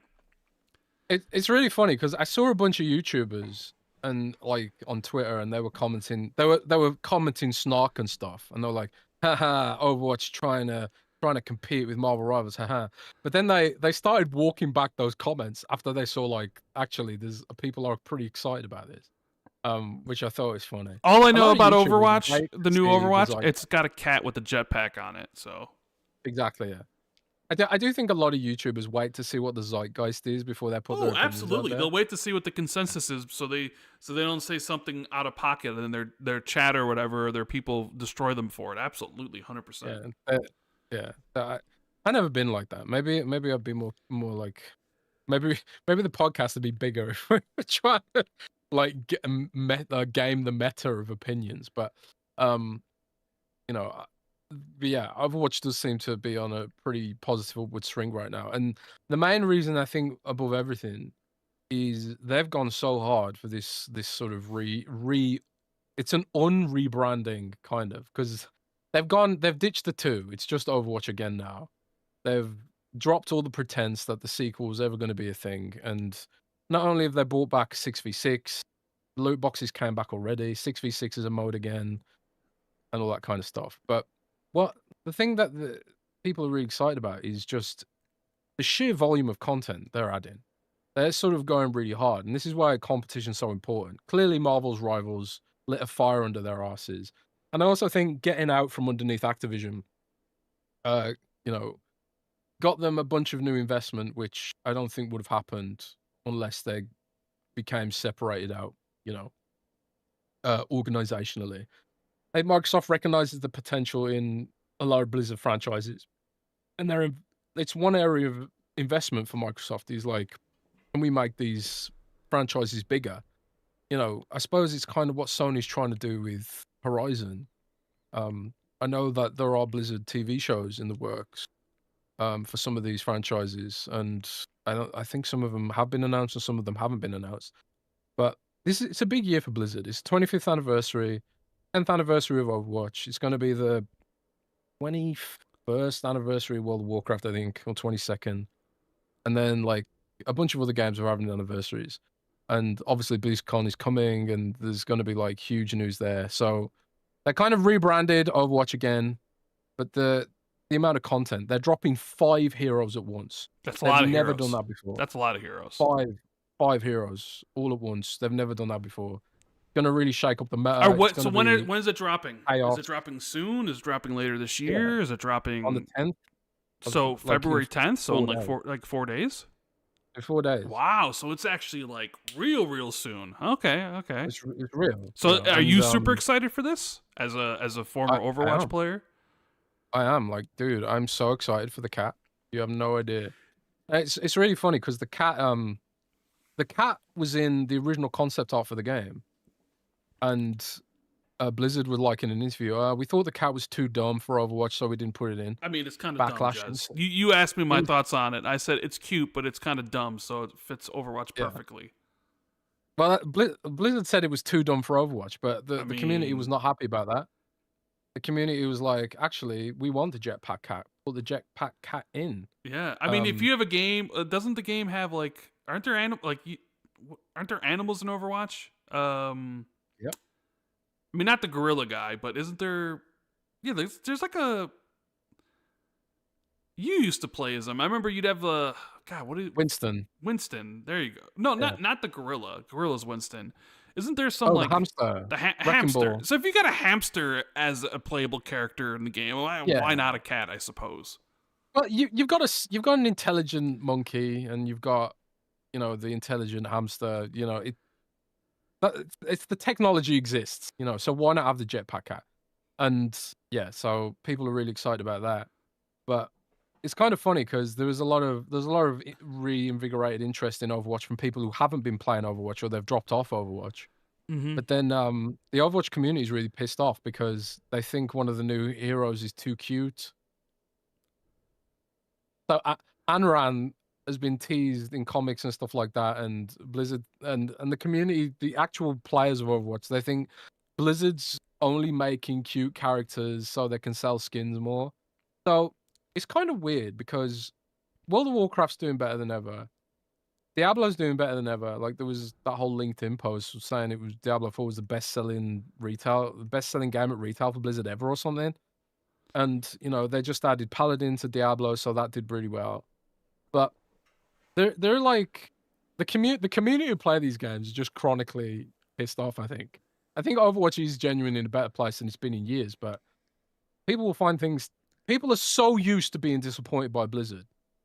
I think they struggle to believe that something good could happen. Like there was some controversial comments recently from one of the Warcraft showrunners who said, "We wish we didn't call World of Warcraft Warcraft because we think Warcraft is an intimidating name," or something to that effect. It's a dumb comment. That is a dumb comment.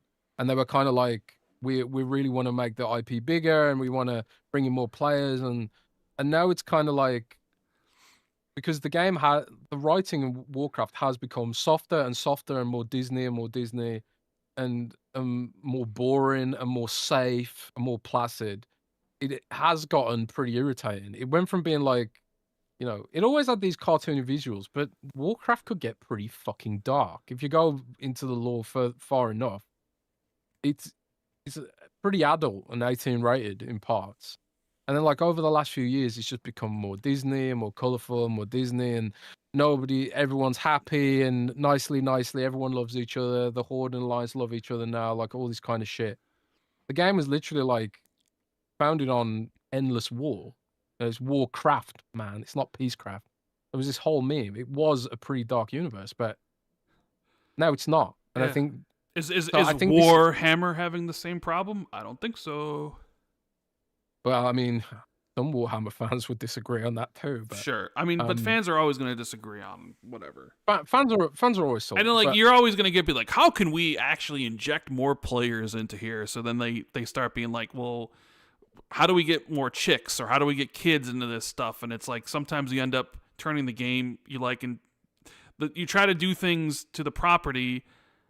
Are you trying to make it for an audience that really doesn't exist, or like never would play your game in the first place anyways, regardless of whatever was there? So like, I always do kind of shiver and cringe a bit when I hear someone say like, I wish we didn't, you know, like we need to have a bigger audience. Yeah, it's like, but the audience you need to get is from the people who play the stuff. Like, you're not going to get, you know, I don't think the name Warcraft is preventing them from getting new players whatsoever. I think it's just the type of game it is in general, you know?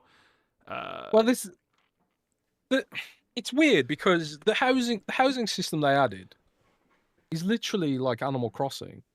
It has no inference on gameplay. Yeah, but you're never going to get people who love Animal Crossing to play Warcraft, though.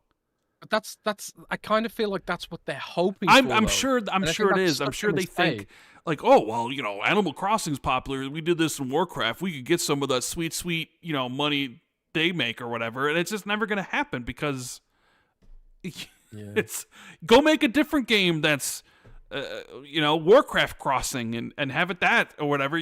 Warcraft Crossing. Yeah, like, I don't know. No, I completely agree. I think, but a lot of games go through this. So my takeaway on the state of Blizzard is right now. Oh, and also that's the other thing. They've dumbed down Blizzard Warcraft's combat so much, bro. I went from like my class in WoW, it went from feeling like I was playing a piano to feeling like I'm playing a triangle. They removed so many abilities, Mm. and I'm just like, they are. So it went from like click, click, click, click, click, click, click, click, click to click, click, click, click, click, click, click. Yeah, but kind of, So yeah. Actually, they're being nice. They're helping you with your wrists. So you don't got to be on your mouse as much no, and your they're not. fingers They're not. They're clicking and not. stuff. So it's like they're They, looking out for your health. they've convinced themselves that in order to grow, they have to make the game They have dumb to and be easy. more casual. Yeah. So while I think there is a lot of positives about what they're doing. Like the patch cadence for WoW has been really good. Like it's had more updates than ever and faster than ever, and there has been like stuff to do. A lot of it's kind of low quality, and the writing's gotten really bad because they're gunning for speed, and also they're dumbing things down to try and appeal to a bigger audience. So part of me is just like, yeah, I mean, kind of like the monkey paw thing. The with the investment, I suppose, and this isn't just relevant to Warcraft, but like I suppose just gaming in general. With the extra investment comes extra expectations. So it's like, yeah, we'll give you all this money, but we're gonna want you to like broaden the audience. So maybe that means appealing to kids more, or maybe that means like, I don't know, adding features that make the game more like Roblox. I don't know. And then you end up making a game that isn't for anyone, you know. But I'm worried that they'll go down that path, and with all that, with all their IP, I suppose. Um, but at the same time, I'm wondering like if I'm that kind of person that I mentioned earlier, where I'm so used to being disappointed by Blizzard, and now I'm just looking for what's the catch, you know. But at least in Overwatch's case, I think the Jetpack Cat is hype. The other heroes look really good as well. And also they've gone back to doing video shorts. So while like the story mode did get cancelled, they are doing these like really high quality animations and stuff, and doing comics, and they're actually doubling down on story content, even if it's not necessarily a story mode. You know And then what? there's You the know what could StarCraft bring? You know game. what could bring more people into Warcraft? What's that? How about a TV show?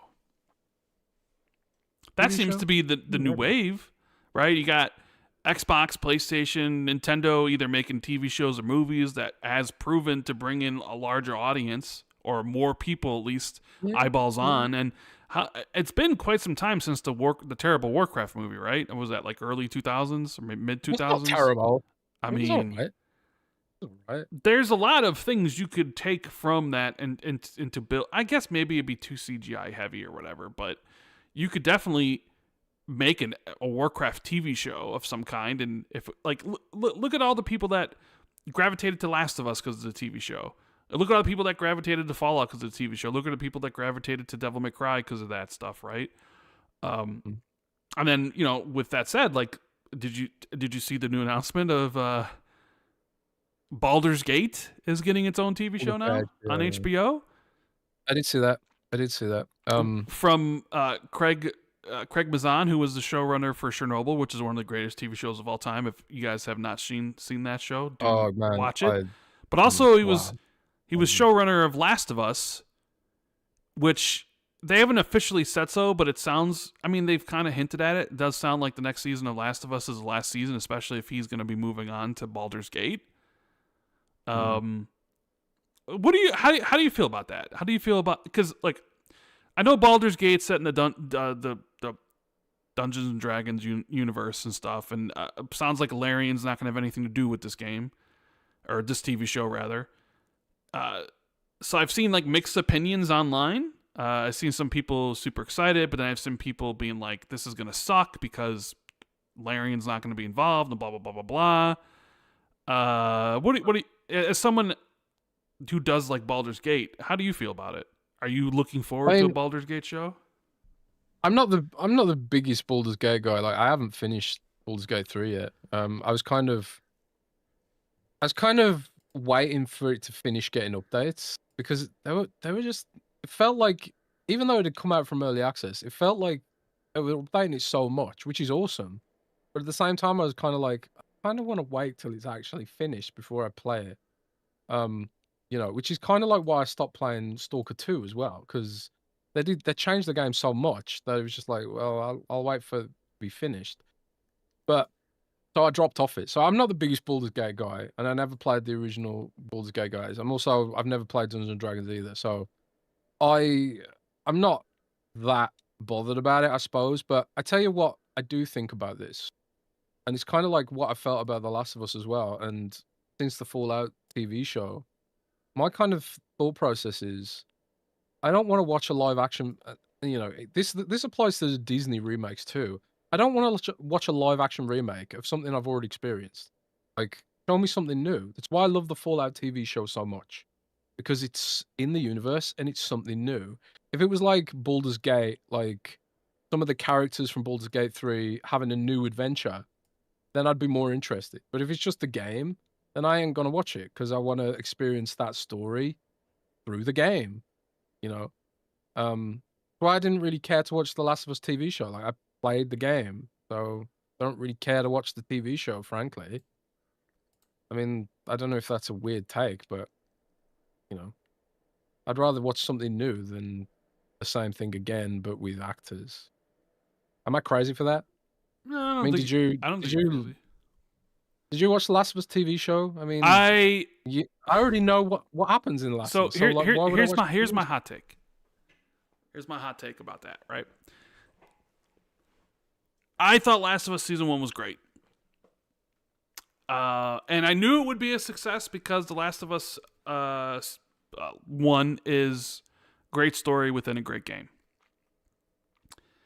Last of Us Season 2, however, I knew would be very divisive.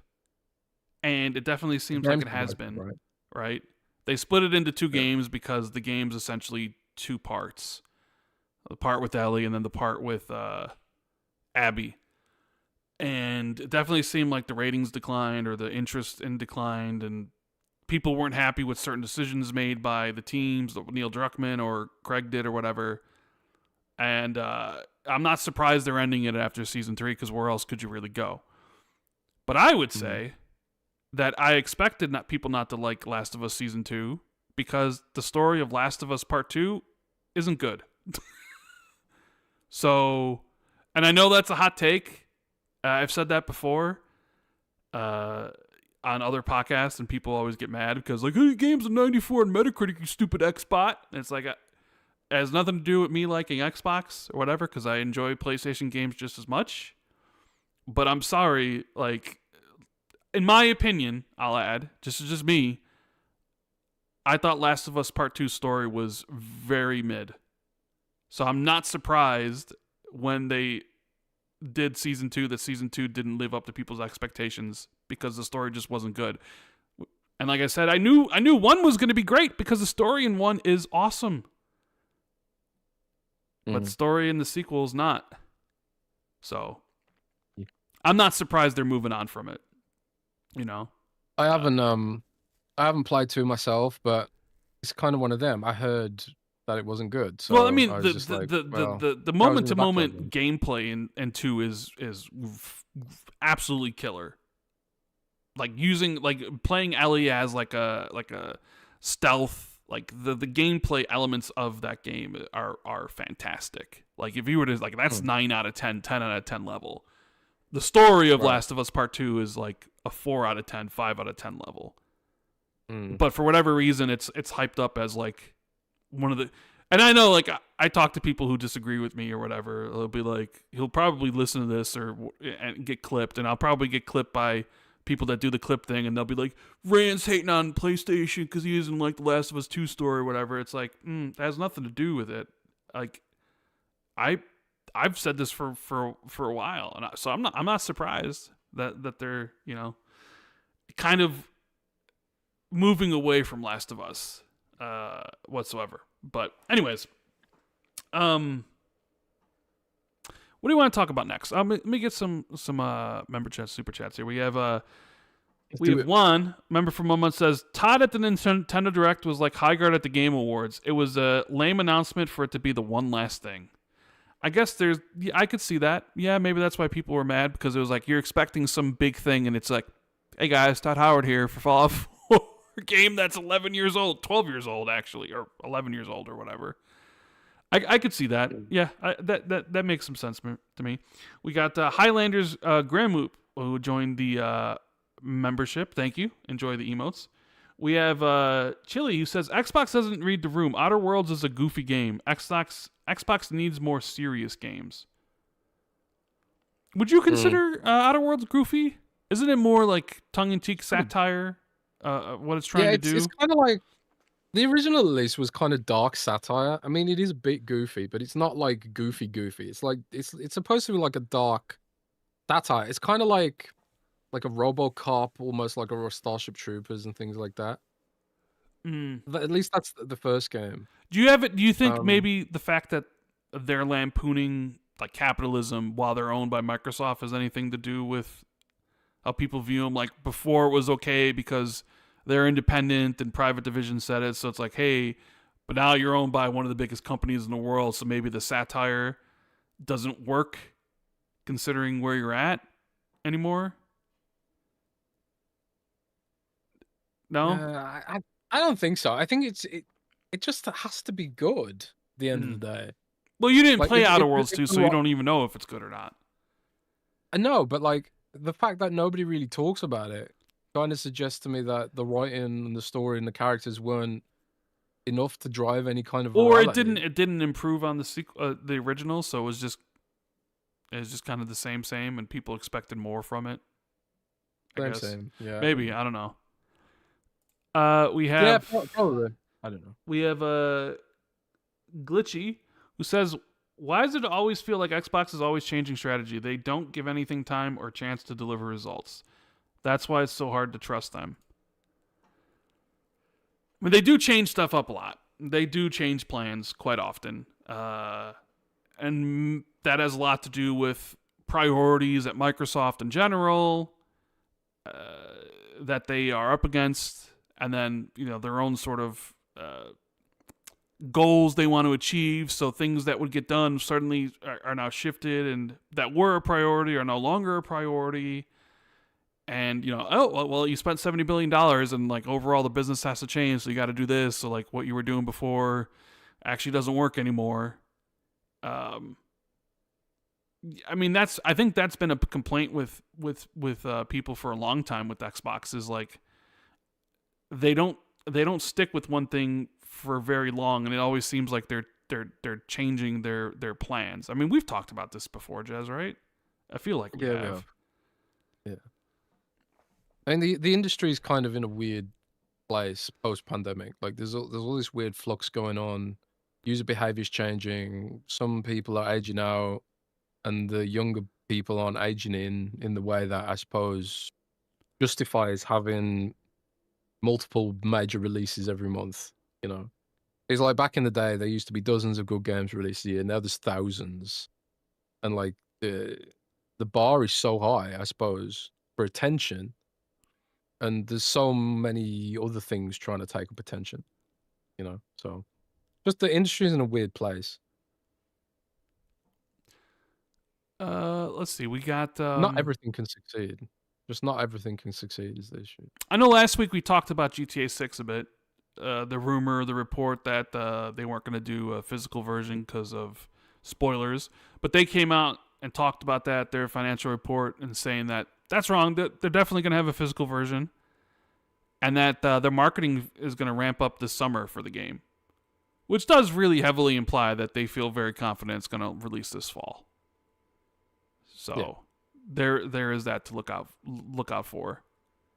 What if it's bad? Don't put that negative energy in the world, Jez. I mean, I guess it's certainly possible it could be. But what if it's like really good? What then? Raises the bar even more. What if this is what if also this is like another inflection point for the industry, where this game is so dominant and so massive and takes the wind out of the room so much that games that launch around it or beyond it, or it starts taking from established live service games because people have been waiting for this forever, and like everything's down except for Take-Two, because Take-Two is the only one making money because everyone's playing GTA 6, but they're not playing anything else. Well, this is the quintessential existential problem that the industry's having. Is like we're all just trading the same users over and over again. If GTA, like for example, if GTA, like games like Call of Duty and Fortnite are really expensive to run. So like let's imagine that GTA is so good that it steals all the users from those two games. And because the way opinions are these days, people seem like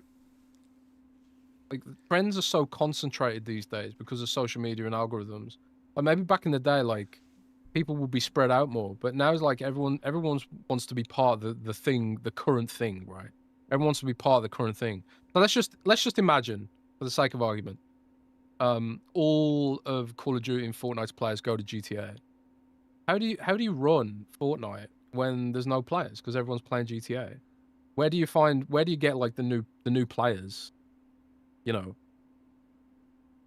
to have a like sustainable business when there's just not enough people to go around. That's kind of like the issue the industry's having right now.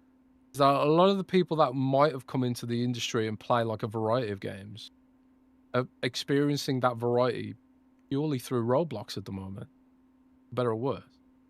So, it will be interesting to see how all that goes down, I suppose.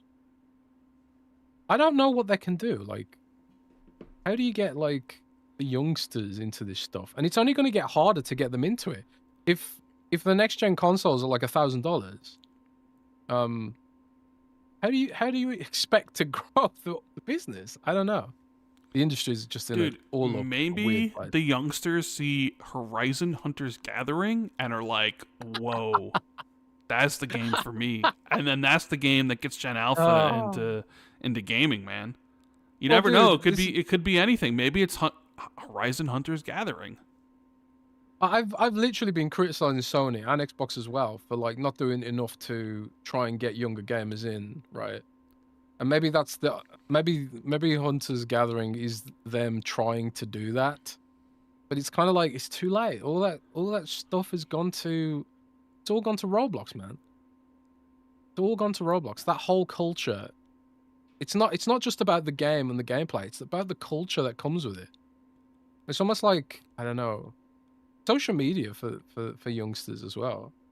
You know, for better or worse, and in a lot of cases worse. You know, because it's not exactly the safest platform in the world. But that's like why people use it, I suppose. I don't know, man. The industry is just in a weird place. This is why I think all up, Microsoft and Sony both need to think about making their platforms just more social.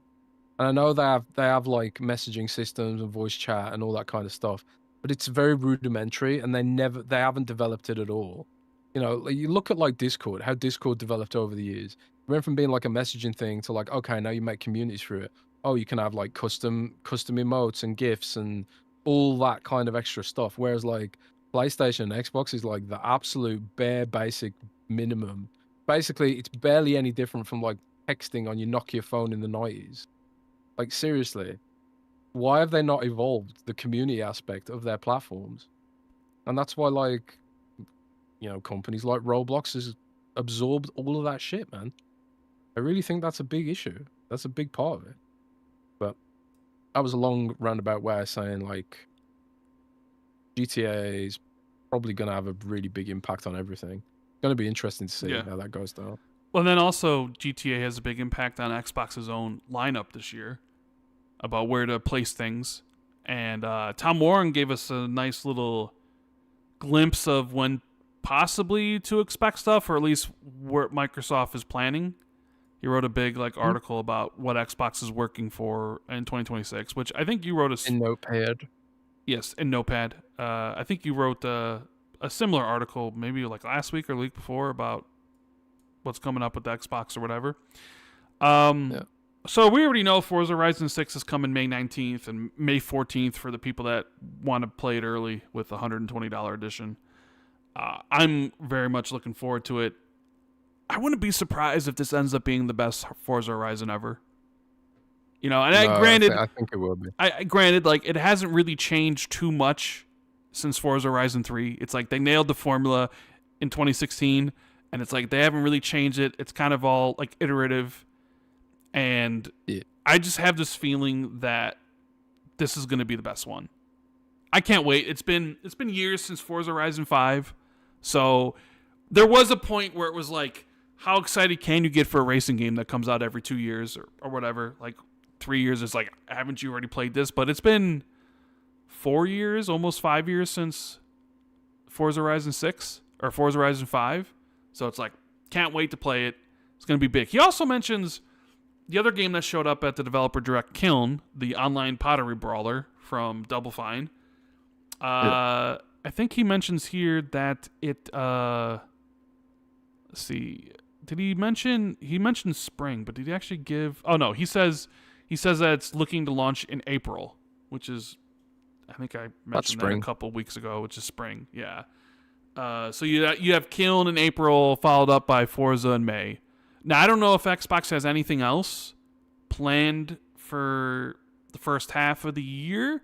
There are rumors about Starfield, which I think MP First had put out, or maybe it was a different website. There's so many websites now about like the PS5 version of Starfield much longer getting released soon. And even Tom here in his article says that, what does he say about Starfield?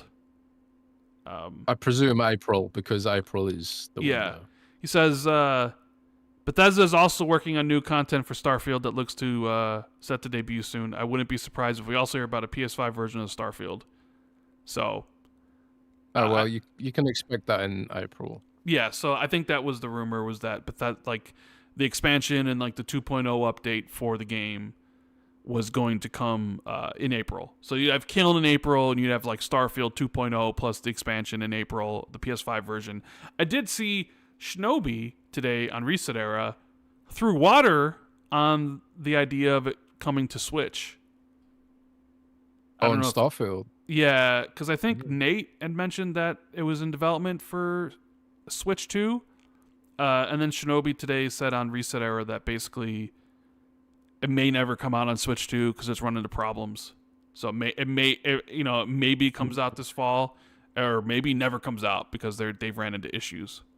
So, yeah, I mean, I suppose part of it is like, if we have to do like tons of optimization work, and will it even sell? You know, because I presume like Starfield didn't have the long tail they were maybe kind of hoping and expecting it might have. So maybe they just think it's probably not worth it this time. But I mean, we'll see. I would imagine if Starfield's stuff is coming in 2 months, or in April, which is 2 months away, I kind of imagine an announcement would be happening soon. Because I'm not sure it's one of those things where you announce like a month before or a couple weeks before. You know, it's probably you'd want to do a couple months. If you're really doing a Starfield 2.0 update, if you're really doing like an expansion in the PS5 version, there's got to be at least some leadway. Am I wrong for thinking that? Man, I don't know. I mean, Bethesda likes to do the shadow drop thing. I don't know how virtuous that is. Sure. Get it? Virtuous? Virtuous, yes, I get it. Virtuous, yeah. I don't know how virtuous that is, I suppose, but seems to work for them at least some of the time. I mean, I guess you could argue that, like, what if they just shadow drop and it was like tune into a Bethesda stream for Starfield 2.0, and then you tune in to watch all the new stuff and the new expansion, and then they say, by the way, it's available now on Xbox, PC, and also PlayStation 5. Go enjoy. I mean, they could do something like that, but well, how about this? Announce it at Sony State of Play. Yeah, I mean, I guess there is a State of Play coming up for PlayStation. Maybe that's where you announce the port and maybe the stuff. So I mean, that's a good shout. That's a good shout. You just had Todd Howard at the Nintendo thing, so it kind of makes sense for Todd to be at the PlayStation thing, being like, "Hey, Starfield's got this, and that, and the other." And by the way, no, it's coming to PlayStation 5, obviously, because we're at the PlayStation State of Play. I think that's probably how it's going to go down. If I had to guess, your guess. Yeah, I mean, it's not a bad guess. Not a bad guess. I mean, we sort of talked about some of these things with Blizzard. They're celebrating 35 years. And they're having a series of showcases, one for World of Warcraft, the Overwatch one, which we talked about. Hearthstone, what nobody cares about, and Diablo. Have all 4 of them come and gone, Jez, or are there still... Bro, What? people care about Hearthstone. Do they? I don't think so. Yeah, people care about Hearthstone. I like Hearthstone. It's pretty good, bro. Yeah. But yeah, the Diablo one's coming up. I can't. I know some things about the Diablo one. I'm pretty excited about it, but no spoilers from me. If you like Diablo, you should definitely watch the Diablo stream. Put it that way.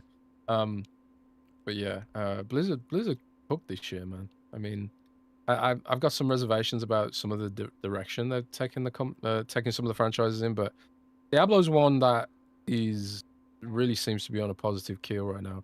And obviously, the Diablo expansion, Lord of Hatred, that's going to be one of probably Xbox's biggest games this year. You know. Right, that comes out in April too, right? Yeah. Man, everything is looking up for April. Kiln, Starfield 2.0 and expansion, and now like the Diablo expansion, loading up. What? It's kind of bad for Kiln though. Like, you want to put Kiln like on top of the Diablo expansion? Bro, they literally put Keeper on top of Outer Worlds 2 and Ninja Gaiden 4. You know? Yeah. I mean, they're probably not even going to market Kiln. It's just going to come out. And then people will be like, where's the marketing for this game? And they're going to be... And be mad about they're going to be... People are going to be posting the Steam player charts for that game the second it comes out. And be like, oh my god, 500 people on Kiln, or maybe it doesn't even get to 500 people. You know what I mean? So... Yeah, maybe. Are you surprised? I mean, I'm not. I'm not surprised. It seems like you're surprised. You're like, well, what are they going to do to Kiln? And it's like, well... I guess that's It's just kind of funny because I'm sure Matt Booty said in an interview they want to be better about staggering out their release windows. It's like you're basically sending out Kiln to die. I don't know, but you know, the games just they have to come out eventually. I guess maybe sometimes it's like there's not a good time to ever launch this, so let's just do what we can, I suppose. Well, yeah, and maybe Game Pass will do some heavy lifting for that title, and I suppose like there's probably an audience that. I don't think Kiln and Diablo have that much overlap. Probably not. Maybe Kiln like one part of me wonders like could Kiln live in a world where games like Fall Guys get popular, but maybe not. I don't know. We'll see. See, the thing is, like Kiln seems like it would have been a single mode within Fall Guys, when Fall Guys has a whole bunch of different like events that you do, where like. Kiln would have been one event in Fall Guys, and then they just would have moved on to something different, right? But I feel like I like that Xbox greenlights that stuff because it is like the way the industry kind of. I mean, who else is gonna greenlight an online pottery brawler? Really? Yeah. Not many people. Certainly not like EA or Take-Two or any of the big publishers, and I not even a PlayStation, realistically. Maybe a Nintendo. I mean, they did greenlight Splatoon, after all. So it's like, yeah, there is something to be said about allowing your developers to be creative and make what you want, but then there's also, you butt up against, like, well, the business realities of, like, hey, we need to make money and all this sort of stuff, and you gotta make something that people want to play. Yeah. But you also mentioned Matt Booty and what he said about like, hey, we need to space stuff better.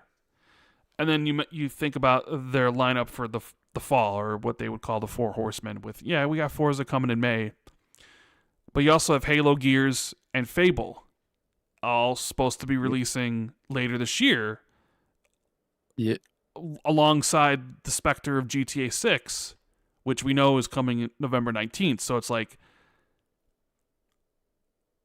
I understand, like, Ninja Gaiden 4 and Outer Worlds 2 and Keeper aren't these 4 games, and maybe you could get away with launching those 3 games a week and a half apart, but I would be shocked if Fable, Halo, and Gears all released within the same week and a half window. If that happened, like, people's heads would have to roll at Xbox. If, like, if like, say Halo came out September 10th and Gears came out September 15th, and then Fable came out September 20th.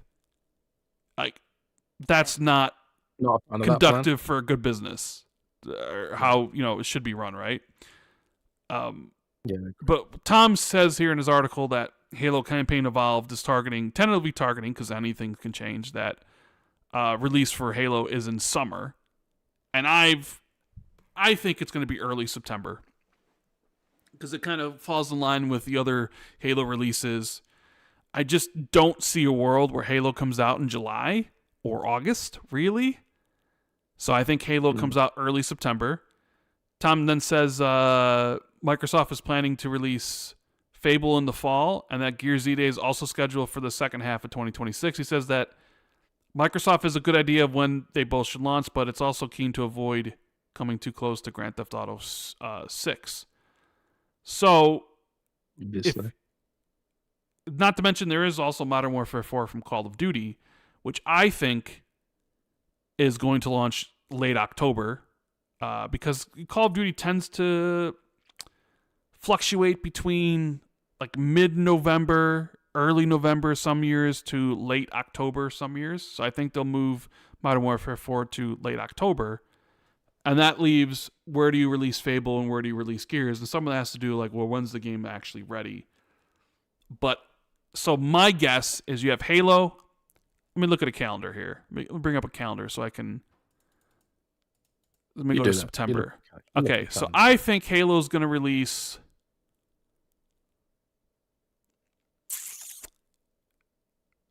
See, it's weird because Halo is just a campaign. So what is like the shelf life of Halo Campaign Evolved? It'd be different if it had the multiplayer, where like this is just a campaign. So I think the shelf life of that game is actually small, right? Yeah, I agree. So I'm looking at it like, and then I'm also looking at is Xbox going to try to sell these like the 4-day early access, right? Because you look at when Forza's launching, when Microsoft typically launches their games that have like a 4-day early access, they launch it that Thursday or Friday. So people can ruminate over the weekend and be like, actually, I have nothing to do, so let me actually buy the premium edition or the upgrade, right? So Forza's launching the 15th or the 14th, which is that Thursday, Friday, and then like the full release is the Tuesday on the 19th, right? But I'm not sure they're going to run that with Halo, because I'm not sure what sort of extras you run with Halo. So I guess that it's because I'm looking at the second week of September, where you could either launch it the 8th or you can launch it the 11th with the full release on the 15th. But I'm not sure how much you can get away with a 4-day early access for Halo, considering it's just the campaign and nothing else. So maybe they don't run that, Jez. What do you think? Do you think Halo runs like I'm not saying they won't have like a more expensive version that has cosmetics or something. But do you think they? Because I do think Gears is going to run early access, and I sort of feel like Fable will as well. So I guess my guess is Halo will come out on the 8th of September, and then Gears will release on the 24th for early access, where the full release comes out on the 29th of September. And then you have Fable release on the 15th for early access, and the full release is the 20th. And then you have Call of Duty release the 29th. Man, that seems so tight, man. It does seem tight, but I mean, that's how you're working with it, because you have that looming giant there. So you only really have a limited window to work. But I mean, you have Halo and Gears in 1 month. That's a pretty good month right there, especially, and then you got Fable, and I suppose you could flip Fable and Gears. Like maybe Fable's the one at end of September and Gears is the one early October or whatever. But that's kind of how I would imagine it if like the games were ready at the time. GTA is the 19th of November. of November. So couldn't we potentially have?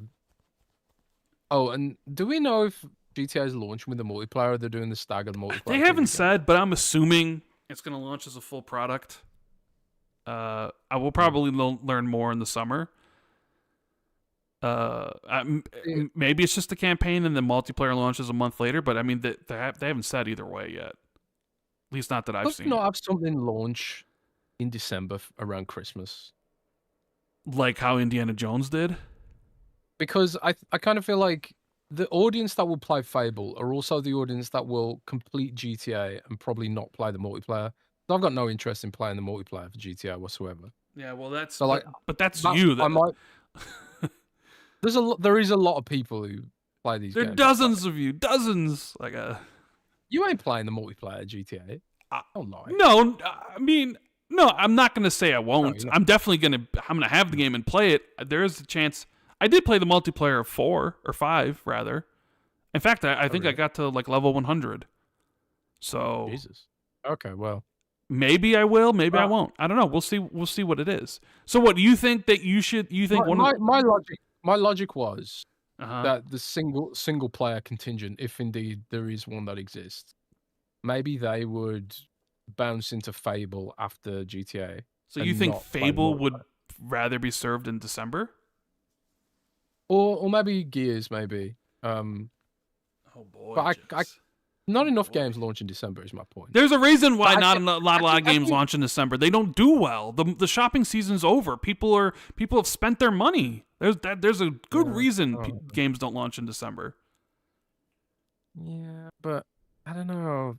If there's no competition, well, I suppose there would be from GTA. I suppose everyone would be at home playing GTA. It's just kind of sucky. There's not really a good way of doing it, I suppose. Yeah, there's a good way. You have to be out a month before GTA. And you have to give them a month after. So you have to give them to at least like January of 2027. You basically got to give them like the whole month. So I guess that's the best case scenario, really. I mean, it does look like it's hey, you know, maybe it'd be different if GTA wasn't there. Maybe you could have Halo launch in November instead of launching in September, right? Instead of congesting that window where I think you have like Halo and Gears launching in September, or Halo and Fable, and then you have, you know, Fable and Modern Warfare in October. But you know, you have to do what you need to do to avoid GTA. So in a perfect world, it's more spread out, but it's not a perfect world, and that's what you have to do, you know? It is. And I guess also you also have to be cautious, because you are selling these games on PlayStation now, and you have to be also worried about what games are releasing then. Like PlayStation has Wolverine launching this fall. And Wolverine's definitely going to be launching before GTA. And so before you wouldn't have to worry about that, because your games are just on Xbox and PC, and PlayStation games are just on PlayStation. So you sort of didn't have to worry about whatever. But now, you know, if you're releasing Wolverine within like a couple days of, say, Gears or Fable, like that's probably also not for the best either. Right? Especially like something like Fable, where it's more, I wouldn't say it's more of a new IP, but it definitely has less history than Gears, I guess. Like, or at least less recent history than Gears. So you would look at PlayStation, and I mean, who's going to pass up Wolverine? Marvel. I don't think it'll sell as well as Spider-Man, because I think Wolverine's going to be rated mature, which I do think affects some of that. So, like, if you're looking to sell those games there, you're also going to have to pay attention to what PlayStation's also releasing. So that could really, you know, you might have to be like finagle some stuff there, because there's probably going to be a big backlog of a logjam of games wanting to come out before GTA does, and you're not competing with every single one of them, especially on the other platforms. So you're gonna be like, well, what do we do? It's really weird in a way, because we're talking about GTA, and at least at least Microsoft and Sony get a cut. Sure, What GTA they sure do. gonna do. But like Xbox, like when you zoom out, and we keep thinking about Forza, Gears, Fable, Halo, but they've got so much other stuff launching this year. They've got WoW expansion, Diablo expansion, which you can kind of see the Diablo expansion as almost a full price game, or a full release. It's not going to be full price, but it's going to be a big deal, I think, because they've gone much harder on that than they have the previous one.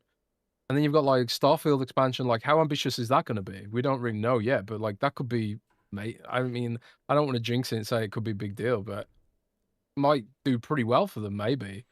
And then you've got like updates to Fallout 76 as usual. Like, could there be some secret stuff in the chamber that we don't even know about? Like other games. We reported Fable. Fallout 3 remake is being in development, right? Yeah. What if that's further along than people expect? So what if that could launch this year? You think maybe Fallout would hit this year? Because I don't think so. I don't think so either. But I'm just saying, like something like that, something we don't expect to launch this year, and because I presume that they haven't told us everything that's coming this year. They're gonna want to have some surprise. I mean, well, Kiln's a surprise. And last year, what was it? Ninja Gaiden 4 was a surprise. And I guess they had some smaller stuff. Wasn't there like the Heretic thing, remasters or whatever? Maybe the Quake 2 remaster. Yeah. But most of the stuff was known by people who follow Microsoft and Xbox and knew what projects were sort of in the works. Like, I remember being on Nate's podcast in the beginning of last year, and I said they're going to release 10 games. And we were just being like, this. And they ended up releasing like 12 games almost, I think. Like, sure, Fable ended up getting delayed, but also we didn't know about Ninja Gaiden 4 because that just came out of nowhere. So maybe this is the year where we sort of know all the stuff already. And maybe there's something smaller. I guess the question is, like, what game, who would be ready or who would be close to release from some of their other studios? Like, do you think Toys for Bob is ready to launch Spyro 4 this year? Do you think... Well, that's another one, yeah. I mean, who knows, man? Do you think Elsewhere, that studio that Activision acquired, are they ready to release something? Oh, that wasn't acquired. I think that was set up, wasn't it? Was it acquired? The new studio, whatever. I don't think they're ready to go. So, I mean, maybe they're ready to show what it is. Any of the Bethesda studios, like Machine Games just shipped, id just shipped. Bethesda, they're working on Elder Scrolls, Blades not this year. So it's like you don't get nothing from Bethesda really, unless there's like some secret hidden smaller project from someone. Yeah, I suppose so. So you kind of look at the studios and like, which ones could potentially have something? Like we sort of guessed, like, well, Double Fine. It's like, yeah, it's been a while since Psychonauts 2. We know we're working on projects. So when like it's like, hey, we have this secret game here and it's like, it's probably Kiln because like it's about time. And then sure enough, it was, right? Yeah. And I'm trying to think of any other Xbox studios that might be close, and I don't really think any of them are. So really could be, the Four Horsemen of the Apocalypse plus Kiln plus a whole bunch of updates and maybe, DLC and expansions for a lot of the live service stuff, right? So, what about publishing third party? Yeah, I guess you could have that, and maybe that shows up at the showcase. Yeah. I guess we'll just have to wait and see. Because I don't even know where this article. I saw an article by someone who was like Xbox Global Publishing and like two new games that or whatever. I mean, yeah, because there always been rumors about Sefton Hill's game.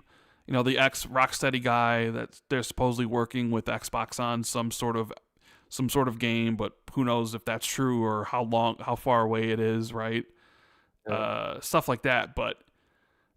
I mean, even if it's just the 4 games plus Modern Warfare plus Kiln, you're looking at like 6 games plus all the expansions and stuff. Obviously, it doesn't come close to how many they released last year, but that's still a pretty... It's an absurd amount of games. Yeah, and it's also some of their biggest ones, like Fable and Gears and Modern Warfare 4, Forza Horizon. I mean, like, that's some of their biggest franchises and stuff. So, like, Yeah, and that's Blizzard has tons of momentum right now. Like on paper, Xbox should be looking to have a really good year on paper. But then it's like, how much does Call of Duty shit in the bed muddy the water? You know, well, because Call of Duty is so big. If Call of Duty has a bad year, it drags the whole portfolio down, which is sure, really annoying and sure. weird. And I guess maybe the hope is that Modern Warfare 4 is a return to form, right? Although you do have to wonder with how badly Black Ops 7 was impacted by Battlefield 6 and Arc Raiders this past fall, how much is Modern Warfare 4 going to be impacted by Grand Theft Auto 6? Yeah. Is it are we looking at a situation where it's like, hey, Modern Warfare 4 is actually really good, but everybody's just playing Grand Theft Auto 6 because it's something new, and Modern Warfare 4 underperforms or something, or maybe it overperforms because it's really good. I don't know. It'd be very, very curious to see what happens with that.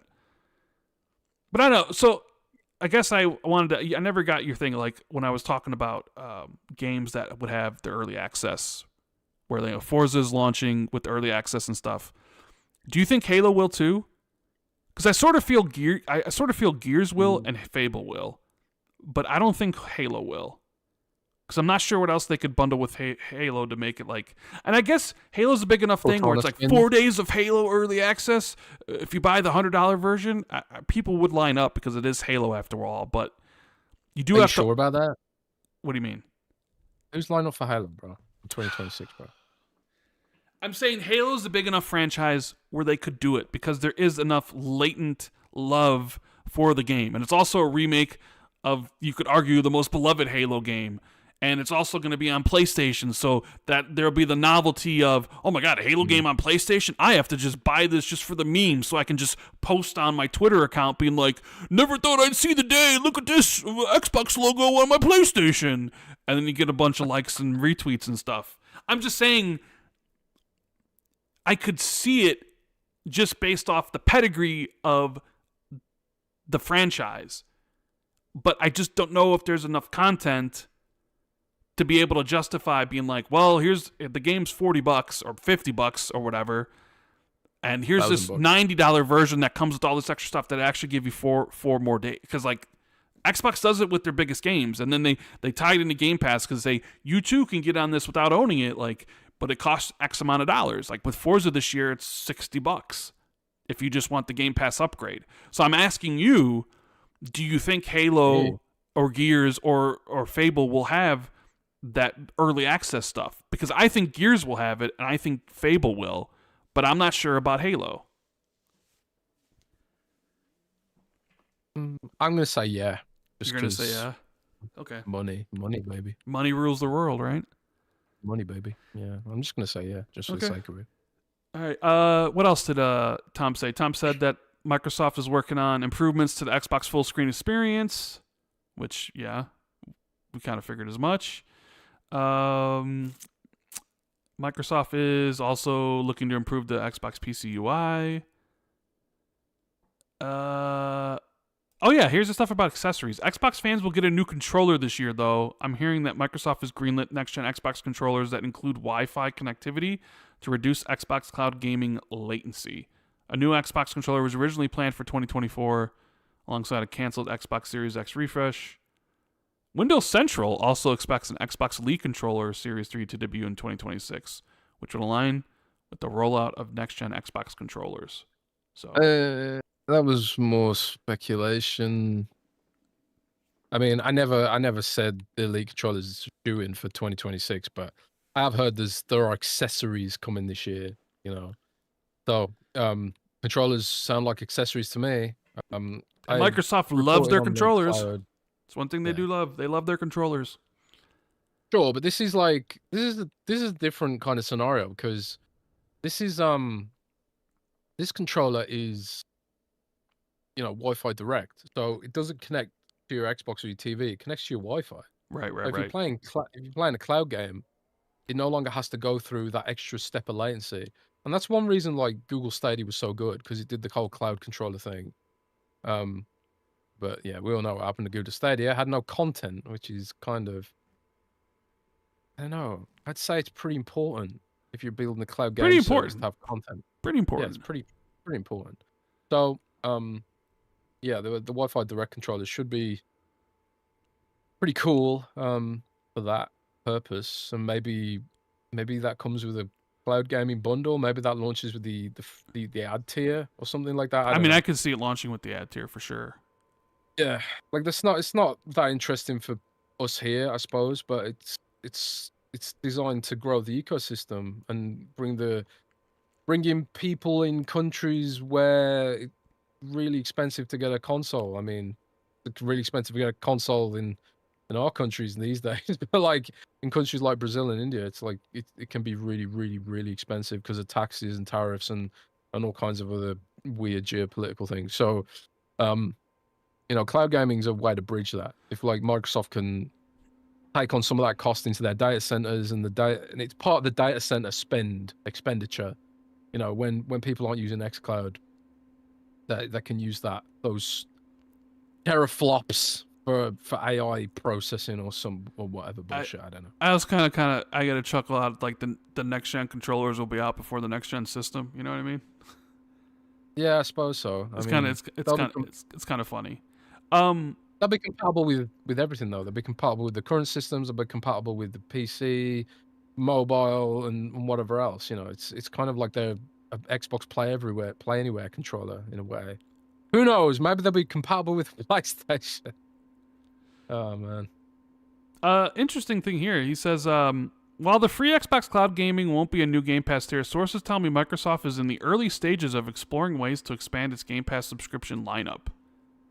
After Game Pass Ultimate price hike in October, I understand that Microsoft is looking at ways to bundle third-party services with Game Pass subscriptions and potentially even merge Game Pass Premium and PC Game Pass together. But I wouldn't expect to see any major changes come to Game Pass this year, though. What do you think about that? Yeah, I can't remember if I'd reported this already, but like PC Game Pass is going to be merged with another tier. Yeah, I think it's pretty obvious from if you go on like the Game Pass website. PC Game Pass is like hidden, So, and the fact that like it's redundant. You've got like PC games in the other console tiers now. If the next console is a PC Game Pass becomes redundant in that universe. So it is going to be depreciated in some way. I just suppose like the question is like how do they go about it? Because that'll be in essence if you are, because people on PC Game Pass right now, they get like the day one games and stuff for the price of Game Pass Premium, or a little bit more than Game Pass Premium, I think. So if they have to go to the other tier, that's essentially a price increase. But like how are they going to handle that? Because they're probably, do they care about soaking up another backlash? Because there will be a backlash to some degree, I would expect. So do they grandfather people in? How do they handle that? I suppose is the question there. But yeah. That is a thing that's probably happening. And then what was the other part? Of bundling, looking at ways to bundle third-party services with Game Pass subscriptions. To me, I don't know, is that talking about like how Fortnite Crew is bundled with the Ultimate, or how like Ubisoft Classics is bundled with the Ultimate? Are they looking for more subscription services, or say like more like, hey, Elder Scrolls Online, thing is bundled with your subscription or your, you know what I mean? Like that's the sort of stuff. I think they might bundle Surfshark VPN into it, bro. Hey, 86% off. Surfshop.net/XB2, whatever. Links in the description if you want 86% off. I want 86% off. I mean, everybody wants to save money. Who wouldn't? I want to save money. So yeah, that's Xbox's 2026 in a nutshell. It looks like. So should be a pretty good year. Let me take a little super chats. We got Web Dave. Question: Rand and Jez, you coming to LA in June? No, I have no desire to go to LA. So I will not be there. I don't know if Jez will be, but I won't be. I'm assuming you won't be either because I doubt Windows Central is gonna. We've got no money left. Yeah, so I would honestly be surprised if Windows Central still exists by then. But hey ho, we'll find out together. But no, I won't be there. I don't think. Very, very unlikely. yeah, I won't be there either. Chris says, I hope Halo is August to give them as much time as possible to work on it. That's also when Gears premiered on PlayStation last year. It was, but it was also Gears remastered. So like the remasters, I think, are a lower profile than, say, a full-on remake. So I mean, I suppose it's possible Halo comes in August, but I think there's too much synergy with like using some of the old Halo release dates in September. And say what you will, like Halo is still like a big-time release. And usually you see stuff release in August that is doesn't have the sales potential of stuff that releases later in the year. So that's why I'm going with Halo at the beginning of September, because it technically still falls into summer. We got Potts, who says, I got the ROG Ally X, and the part I love are games that are co-op and not split screen. Allows me to play with my 11-year-old son in the same room on the same couch. It's definitely an Xbox. Winky face. Sydney, love you. Come visit down under. You got a lot of fans apparently in Australia. Remember they were our number one when we did that thing? I think they're our number 2 after America. Okay. No. Sydney was the number 1 city, yes, I think. Apparently we're killing it in Sydney, Australia. Yeah. So that's kind of crazy, but maybe, I don't know. Go to Australia. Maybe one day. Maybe one day go to Australia. There are some places where it was like, hey, if you where would you want to visit? I mean, Australia, I don't know, man. The spiders and snakes and stuff they got down there. My girlfriend said she didn't see a single spider the whole time she was there. Yeah, well, they saw her though. They just didn't want to intrude on her. Hiding.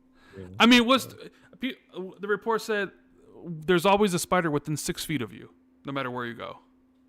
So right now, Jez, you're sitting in your room. There's a spider somewhere within 6 feet of you, just chilling, just hiding, just licking its lips, watching you through its 8 eyes, or how many eyes it has. There's probably one over there on your Lilith statue, just chilling on the back of it. It's probably as big as your hand. Just your buddy. I'll say this. Called Tom. Yeah, because I'm in Germany right now, and Germany is a lot more spidery than England is, and our rooms, like, we don't see spiders that often in the room, but every like couple of weeks, start seeing spider webs, man. And it's like, when did that get there? Clear them out. A couple of weeks later, huge spider webs again. Like, who built that? It's creepy, bro. What? Very creepy. But they eat the mosquitoes. So yeah, screw the mosquitoes. Mosquitoes suck. They're the worst. Sure do. Also, I mean, like, this week also semi-confirmed that the next Xbox is coming in 2027. AMD just told the world, and Epic was basically just also being like, yeah, so it's like, I don't know which one happened first. I think it was the AMD thing, right? Yeah, it was. So AMD CEO Lisa Su, as part of like whatever, she said, development of Microsoft's Next Gen Xbox featuring an AMD semi-custom SoC is progressing well to support a launch in 2027. So, thank you for telling us when the system's going to launch, or potentially launch. And a part of me was like, you always hear the people being like, Xbox isn't going to make a console, or the console's been canceled, or whatever. And I wonder if like Lisa Su's like sweating and be like, well, actually, we're gonna announce it publicly that it's coming in 2027 to make sure that Microsoft doesn't cancel it. You know what I mean? Like, yeah. Well, we're ready to support a launch in 2027, Microsoft, and like, just to be like, you better not do anything to screw this up because we need the cash flow. Well, AMD's stock price isn't doing so hot right now because I think they missed their guidance too or something. I don't know. Yeah, stock market's weird, man. I honestly don't fully get it. But. And I say I think we've been talking about this ever since like the whole Next Gen Xbox Magnus thing or whatever. Which I think you said Magnus isn't the code name, which I No, think his code name is it's like AMD's code name or whatever the hell it is. Yeah, Magnus is AMD's code name. So we don't know Xbox's code name for it. Yeah. Well, you might, but you won't tell anybody because you get in trouble. Or there are multiple code names for it, depending on the division you work in. Yeah, maybe. So it's not a shocker. I don't know, like, how many times has Microsoft talked about the next-gen console? I feel like Phil's talked about it 5 or 6 times. I feel like Sarah's talked about it a whole bunch. And even though they're being vague or whatever, it's like, yeah, like, we're working on this sort of thing. And here's AMD just being like, yeah, 2027, we're ready to support you for launch. Yeah. Okay, great. You know, I do have some content coming about Lisa Sue's comments coming tomorrow, I think. I'm going to do a video about it. But yeah, it's kind of nice to hear someone other than Microsoft talk about it, because I think people just, for some reason, Rand, don't always trust what Microsoft says. Sure. Yeah, absolutely. So hearing like a non-Microsoft source comment on the next Xbox makes it a little bit more real, and I think that's why I think those comments did really well. But yeah, I don't know. But then Epic also came out and a couple days later and said that they want to be on the next gen Xbox day one, because the whole rumor surrounding the next Xbox is that it'll have multiple storefronts, Epic, Steam, who knows what else. I mean, but if it's just a PC anyways, it would have those things regardless. But hey, that's Epic's out there saying it. So you got what, the maker of the biggest video game in the world being like, yeah, we're going to be there in the next Xbox day one. Lot of smoke going out there this week with that stuff, huh? Yeah, I interviewed Epic about their figures. So Epic had a really good year. A lot of growth, third party. People do buy games on the Epic store, contrary to popular opinion sometimes. So, and I spoke to them about it, and I was like, so what do you think about coming to next gen Xbox? Is it supposedly gonna let you install whatever you want, lads? And he was pretty bullish on it. He was like, yep, if that is the plan, then we want to be there. And he also talked about how they want to have support the Xbox full screen experience for the devices like the ROG Ally and that kind of thing. So, but they were pretty like, don't expect it anytime soon, because we've got a lot of underlying work we need to do to get that platform where we need it to be, because they acknowledge that speed isn't that great and they need to fix some stuff. So they're kind of like, don't expect it anytime soon, but it is something they want to do. So, but I think I do like the fact that Epic puts its money where its mouth is, because they always talk about how they want shops to be more open. They push Steam and they push other platforms, and they're always like, you guys, your what do you call it? Your fees are too high and whatever. And it's like, Microsoft matched the fees, and it's like, well, if you're happy with that fee, if that's the fee you're happy with, why don't you support the Microsoft store? And lo and behold, they do. They support the Microsoft store with Fortnite, and also they're among some of the first games on some interesting new features coming in the Xbox Ally soon as well. So they are, and also cloud gaming. Fortnite is obviously there pretty early on in cloud gaming, and also for free. Like, you could access Fortnite via cloud gaming, even without subscription, even before this ad-free tier was a thing. Well, obviously it's not a thing yet, but yeah, I appreciate that aspect about Epic, and I think Tim Sweeney does put his foot in his mouth sometimes, some of the things he says, but yeah. And they did shut down Unreal Tournament, which I'm not happy about. But yeah, I think the industry is a better place because of the philosophies of that store, better or worse.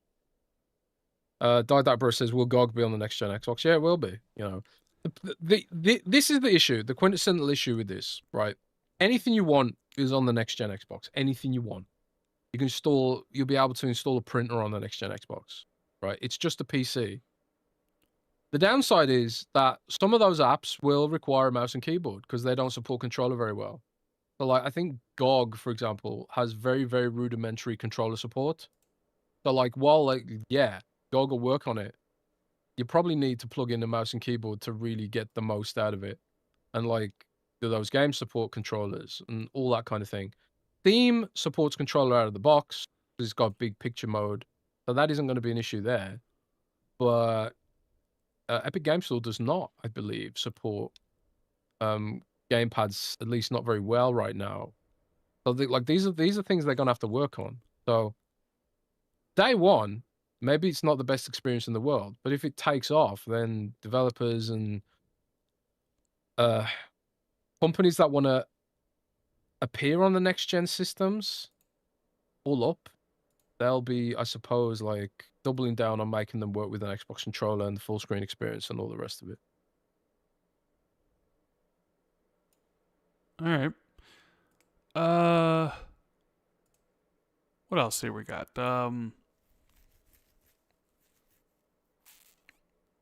Yeah, did you see this thing? A lot of people sent this to me, Jez. And it was the Take-Two financial report that had an estimation of the current consoles and how many there were. Oh, and yeah. It led to a lot of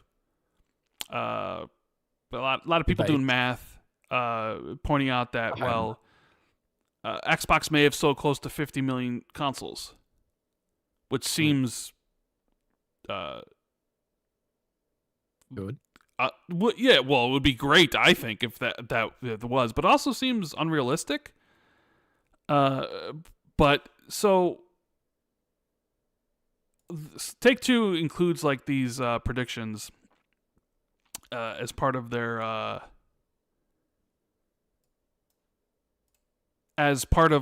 investor stuff. Yeah. So this isn't like them. This isn't like Take-Two's predictions. It's actually estimations done by IDG and like Newzoo, so like analytic firms. And they release this stuff to their investors. And it said that as of December 2025, there was around 139 or 138 million Gen 9 consoles. Yeah, 138 million Gen 9 consoles outstanding, estimated worldwide as of December 2025. So, we usually get PlayStation numbers. So people have just been taking that and subtracting the PlayStation number to get the Xbox number. Basic kind of algebra. And, PlayStation, they just reported that they're at 92 million. So, you do the basic math, 92 million from, 138 minus 92 million, you're looking at like, 40 something, right? And it was like, so everybody's been wrong in the industry. Xbox is actually doing way better than people thought, blah, blah, blah, blah, blah, right? Like people being like, I thought Xbox was at high 20 millions or Xbox was at low 30 millions. And here it's been the whole time that Xbox was almost at 50 million, which, would be kind of close to what the Xbox One did. Like, I think the Xbox One did like something like low 60s or high 50s. So I was like, oh, cool. I mean, that's pretty good. But then I was kind of curious to see. My first thought when I saw this was like, well, does this include the Switch 2? Because people were swearing up and down that this doesn't include the Switch 2. That Switch 2 is a Gen 10 device. And I was like, oh, well, I look at the numbers and I was like, okay, maybe it doesn't include the Switch 2. But then I looked at their report from last year, Jez, right? Right. So last year, you did some math. Well, I was just looking at some of their previous reporting for years, and last year Take-Two included in their thing that let me find it real quickly. So this year was 138 million, and last year with the same estimates, the same people, the same firms or whatever, they basically said it was 107 million last year as of December 2020, 2024. Yeah, so it was 107 million. So I was like, okay, so you have 107 million last year, 138 million this year. So that's a difference of 31 million for those of you that can't do addition or subtraction. That's me.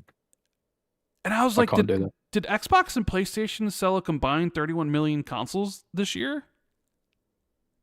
I was like, that can't be, right? Because even if you take PlayStation and what they've done, I think they've sold like 18 million or whatever it's been. That still leaves like 14 million. And there's no way Xbox sold 14 million this year at whatsoever. So I'm like, well, that doesn't, those numbers really don't jive, or at least the numbers from last year to this year don't really jive.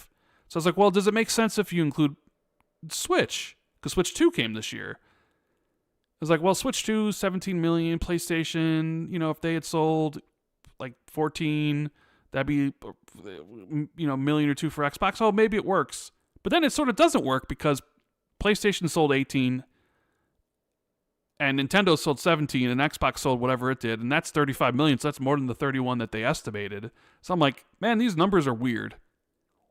And I don't know where the truth lies. I mean, they always say men lie, women lie, numbers don't lie. And these are just estimations. So even they're just estimating. It's like they're not, this isn't like 100% correct. And only the people that would know it would be correct would be like the manufacturers themselves or whatever.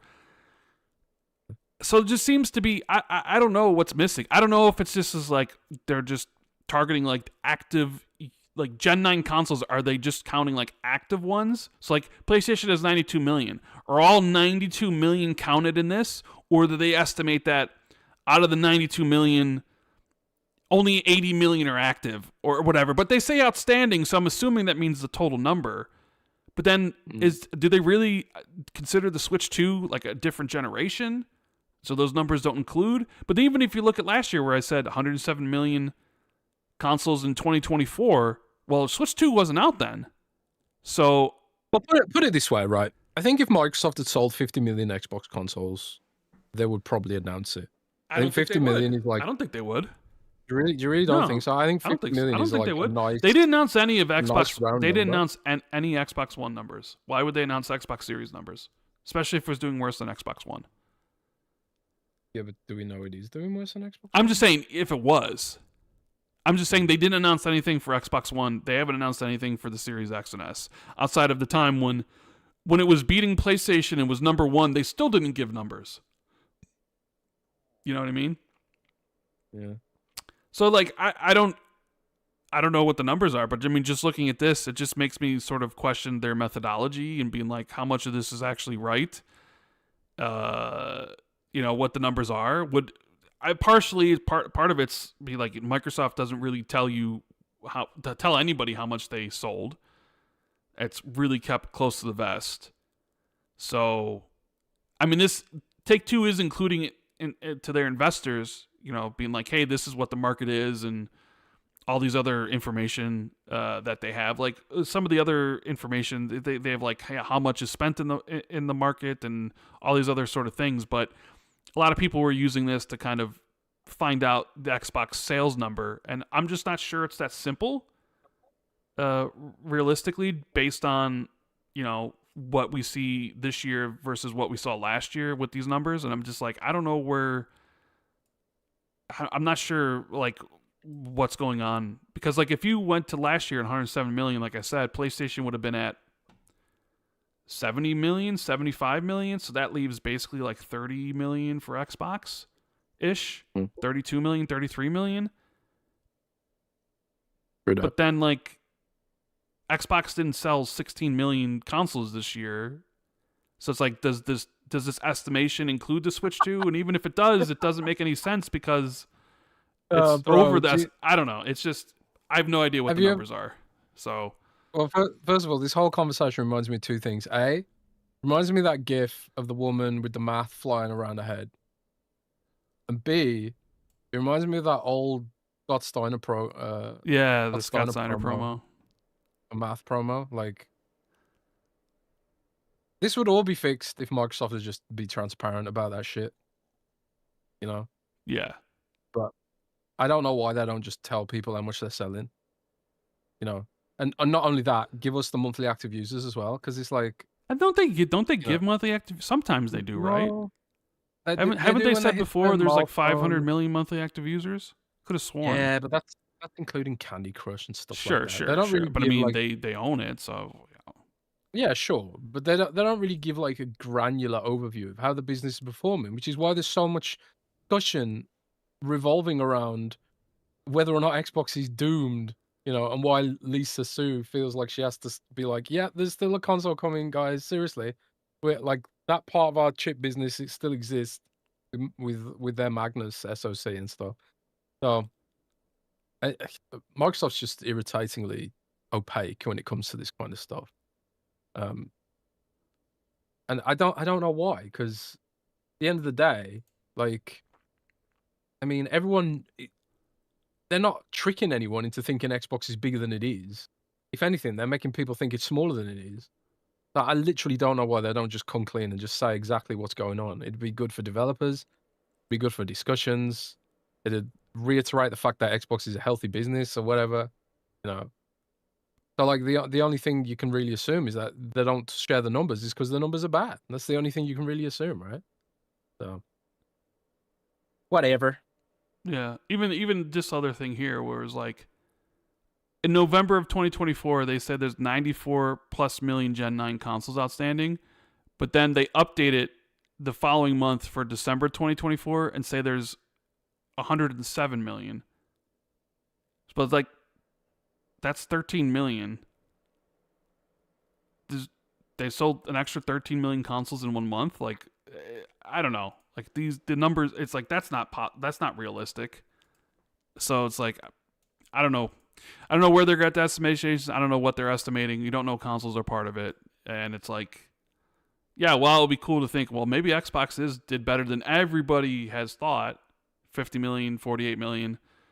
I think the thing is like most people we won't even know, and the people that do know, they already know. Like I'm sure Take Two knows. I'm sure EA knows. I'm sure all Xbox's partners or whatever. They all know. They all know what the numbers are.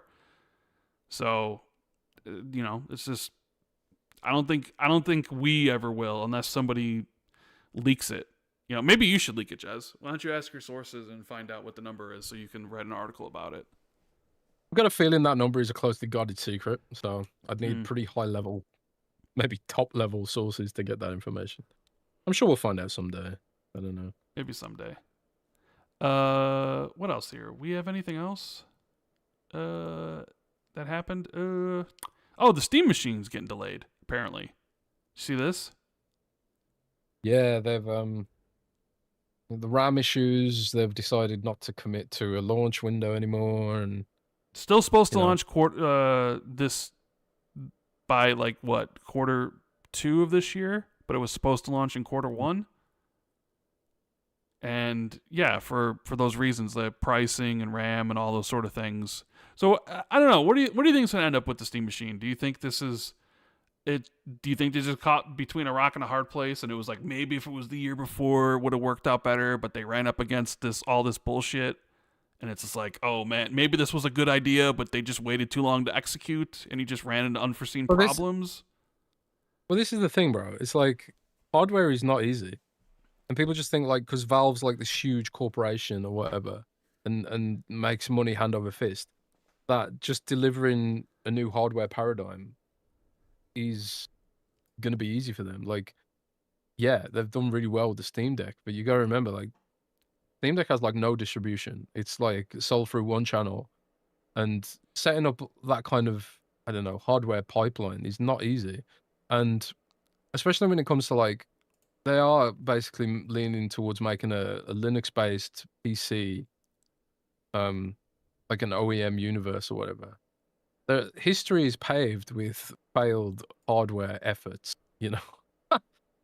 Valve themselves have tried this before and not delivered, and they are arguably trying to build something that does seem really compelling in the most difficult era for consumer tech since like the 80s.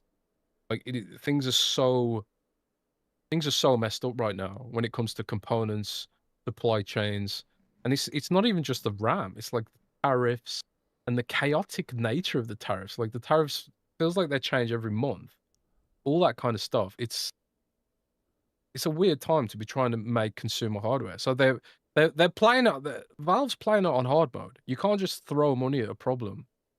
You know, Valve's like, you can't just do this. So, it's not entirely unsurprising.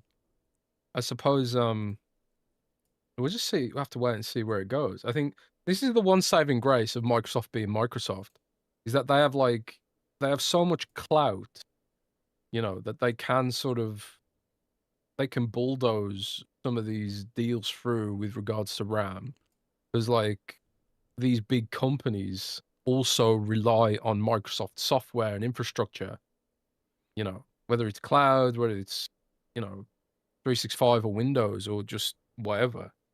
And Microsoft can just be like, for the companies that make the RAM and make the chips, they've got those relationships established already for Azure and cloud and whatever.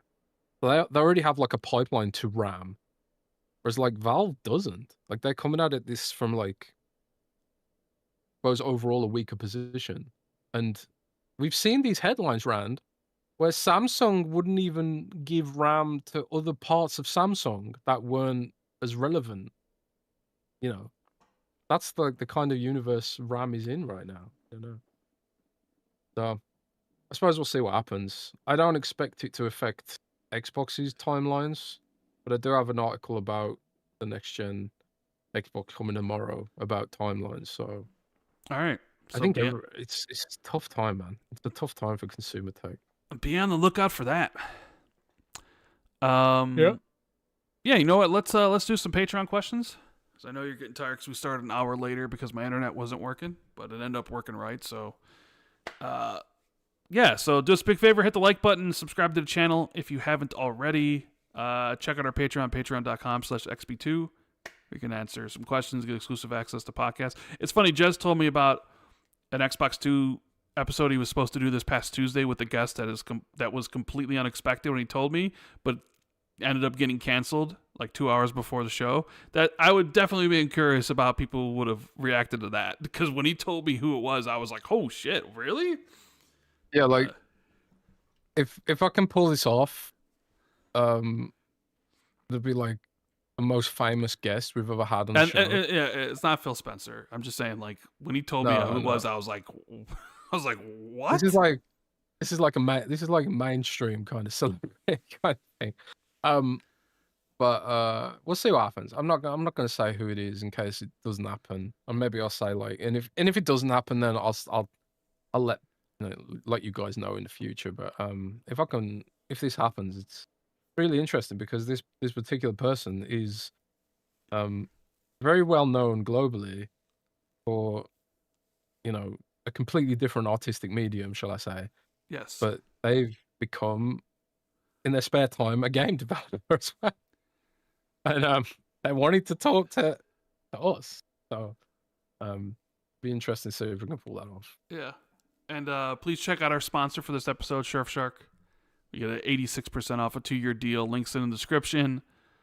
It's a pin to the comments section. So I think it's like surfshark.net/XB2. But anyways, let's take a gander at some of these Patreon questions, shall we, Jez? See what people are saying here. Yes. We have Silas, who says, "Greetings, mates. So, Rand, I would love to know your current feelings on the Next Gen Xbox and if you're currently planning on getting one. For starters, the 2 words currently attached to it make you sick: expensive and PC. Well, I'm not sure expensive makes me sick. So, already off the bat there, like, that doesn't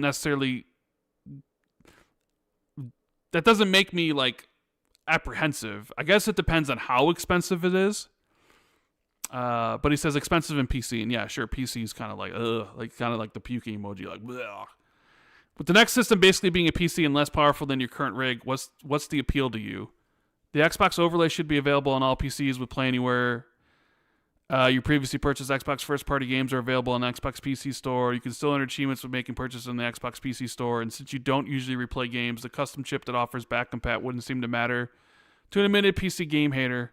I'm just interested on your thoughts process at this point, because what you decide to do may affect the decisions of your rabid fan base." What rabid fan base? I don't have a rabid fan base.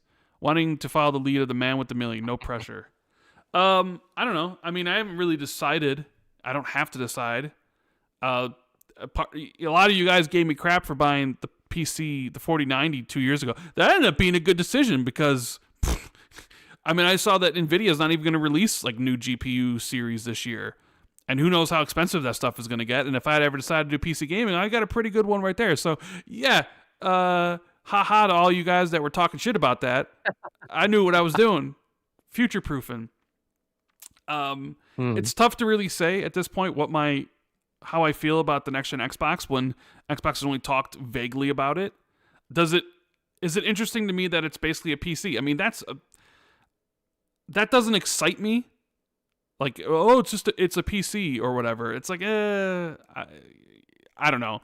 And I know a lot of Xbox fans have kind of come around on the idea of like, I love playing on the PC, or I love being able to do Xbox Play Anywhere, or I love taking the stuff on the Xbox Ally and all that sort of stuff. And that's great for you. But none of that stuff really doesn't interest me that much. So the thing is, it's tough to really give you an opinion on something I don't really know much about, and Microsoft hasn't really told us anything about yet.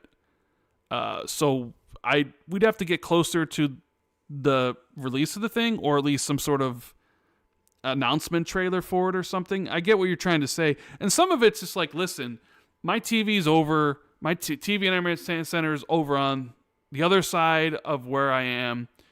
And my regular PC is just right here on my desk and stuff. And there's like a mental block sometimes of I work here and I game there.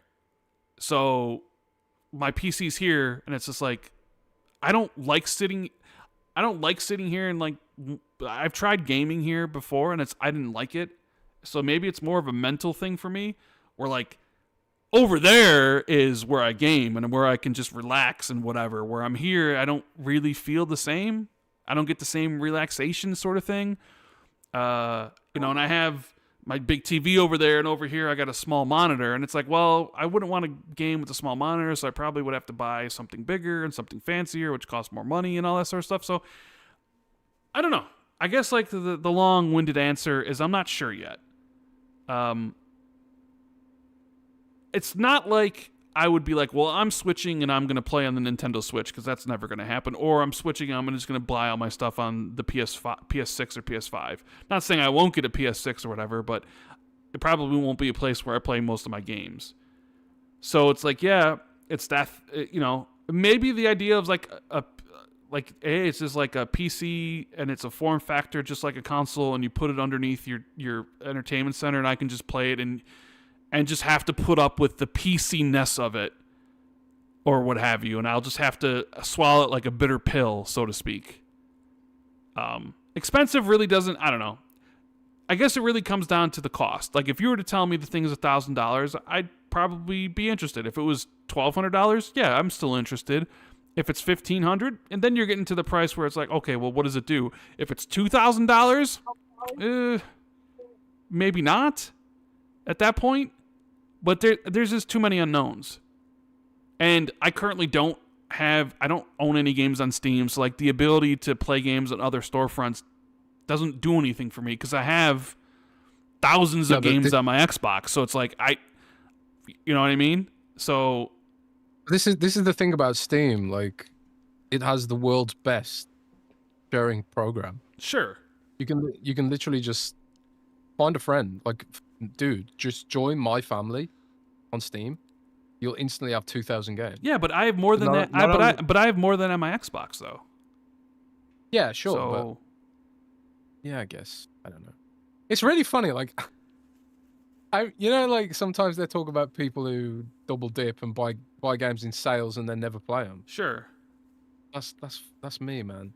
Like I got like a Steam wish list, and I buy stuff on Steam all the time, and very, very rarely use it. That's like me in books. Rarely. Like, I have so many books, and I constantly buy books almost every week. And even though I read 105 books last year, so I get through books. That's a pretty good number, if I don't say so myself. But it's like I also buy more, so like it's just I constantly just have more and more, and it's like I want to read this, I want to read this, I want to read this. I'll get to you, but it's like I keep on adding stuff, and it's like, I'll get to you at some point,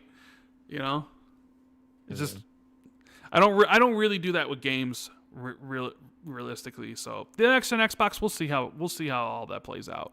Maybe they'll have all the UI jankiness stuff worked out in the next 2 years before it launches, where it doesn't feel like that. Maybe it won't feel like a PC when you're on it. You know, maybe using it makes me into a PC gamer, and then suddenly I'm like, well, I'm just gonna go play on my 4090 or whatever. Like, who knows how this plays out? But we haven't heard enough from Microsoft. They've just been too vague about it. We have to get concrete details on how these things are going to work. Yeah. We got iMike Zero says, "Hey Rand and Jez, last week's episode, Rand said the show shouldn't go around 4 hours. This was around the hour mark. The show went nearly 4 hours. It actually did. It was like 4 hours and 2 minutes. In the spirit of bad predictions, what is the worst? To be fair, I also didn't expect there to be 23 Patreon questions because we normally don't get that much. This week we only have 12. So for whatever reason, last week there was double. So if there wasn't as many, so if it was a normal number of questions, it definitely wouldn't have been 4 hours. So that's not on me." He goes, "In the spirit of bad predictions, what is the worst prediction you've ever made when it comes to gaming? Mine was thinking the original Switch would be a failure.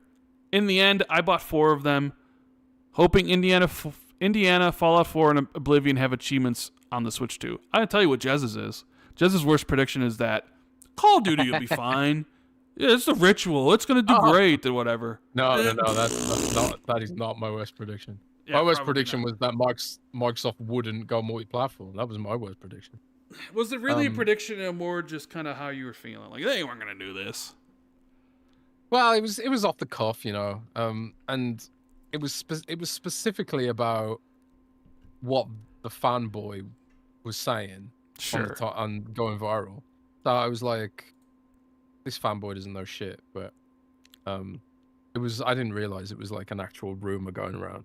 But anyways, it was Christmas. But I suppose I never felt that about the Switch, that it wouldn't be successful. I never sat there thinking, oh god, this is going to flop really hard.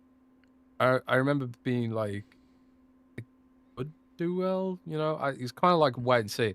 I do remember thinking like it made a lot more sense than the Wii U, and it's like the Wii U concept perfected, kind of.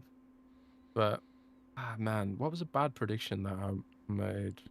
I'm sure there's loads, but I'm not usually very good at predictions, but I can't remember off the top of my head. I can't remember any specific prediction. I don't know. Like, I think I remember I said one point, like, I don't know what the hubbub is about extraction shooters, and here I am playing Arc Raiders. I'm not sure that's necessarily a prediction or whatever, or just being... Oh, well, here's one of mine, actually. I remember when Fortnite, because I played a lot of Fortnite Save the World, the original mode, right? I actually spent a lot on it. I got like the Founders Edition and all that kind of shit. Because I really like the idea of building a base and defending it. You know, I was hoping it would give me that kind of Gears of War Horde mode experience that Gears wasn't really giving anymore with its modern version of Horde. And I remember when they made the Battle Royale, and it was like the first version of it was pretty terrible. You know, it was janky, and you know, I think they did call it early access or whatever. I remember thinking like, this is like gonna be a total flop. It's like PUBG but shit. You know, I remember thinking that.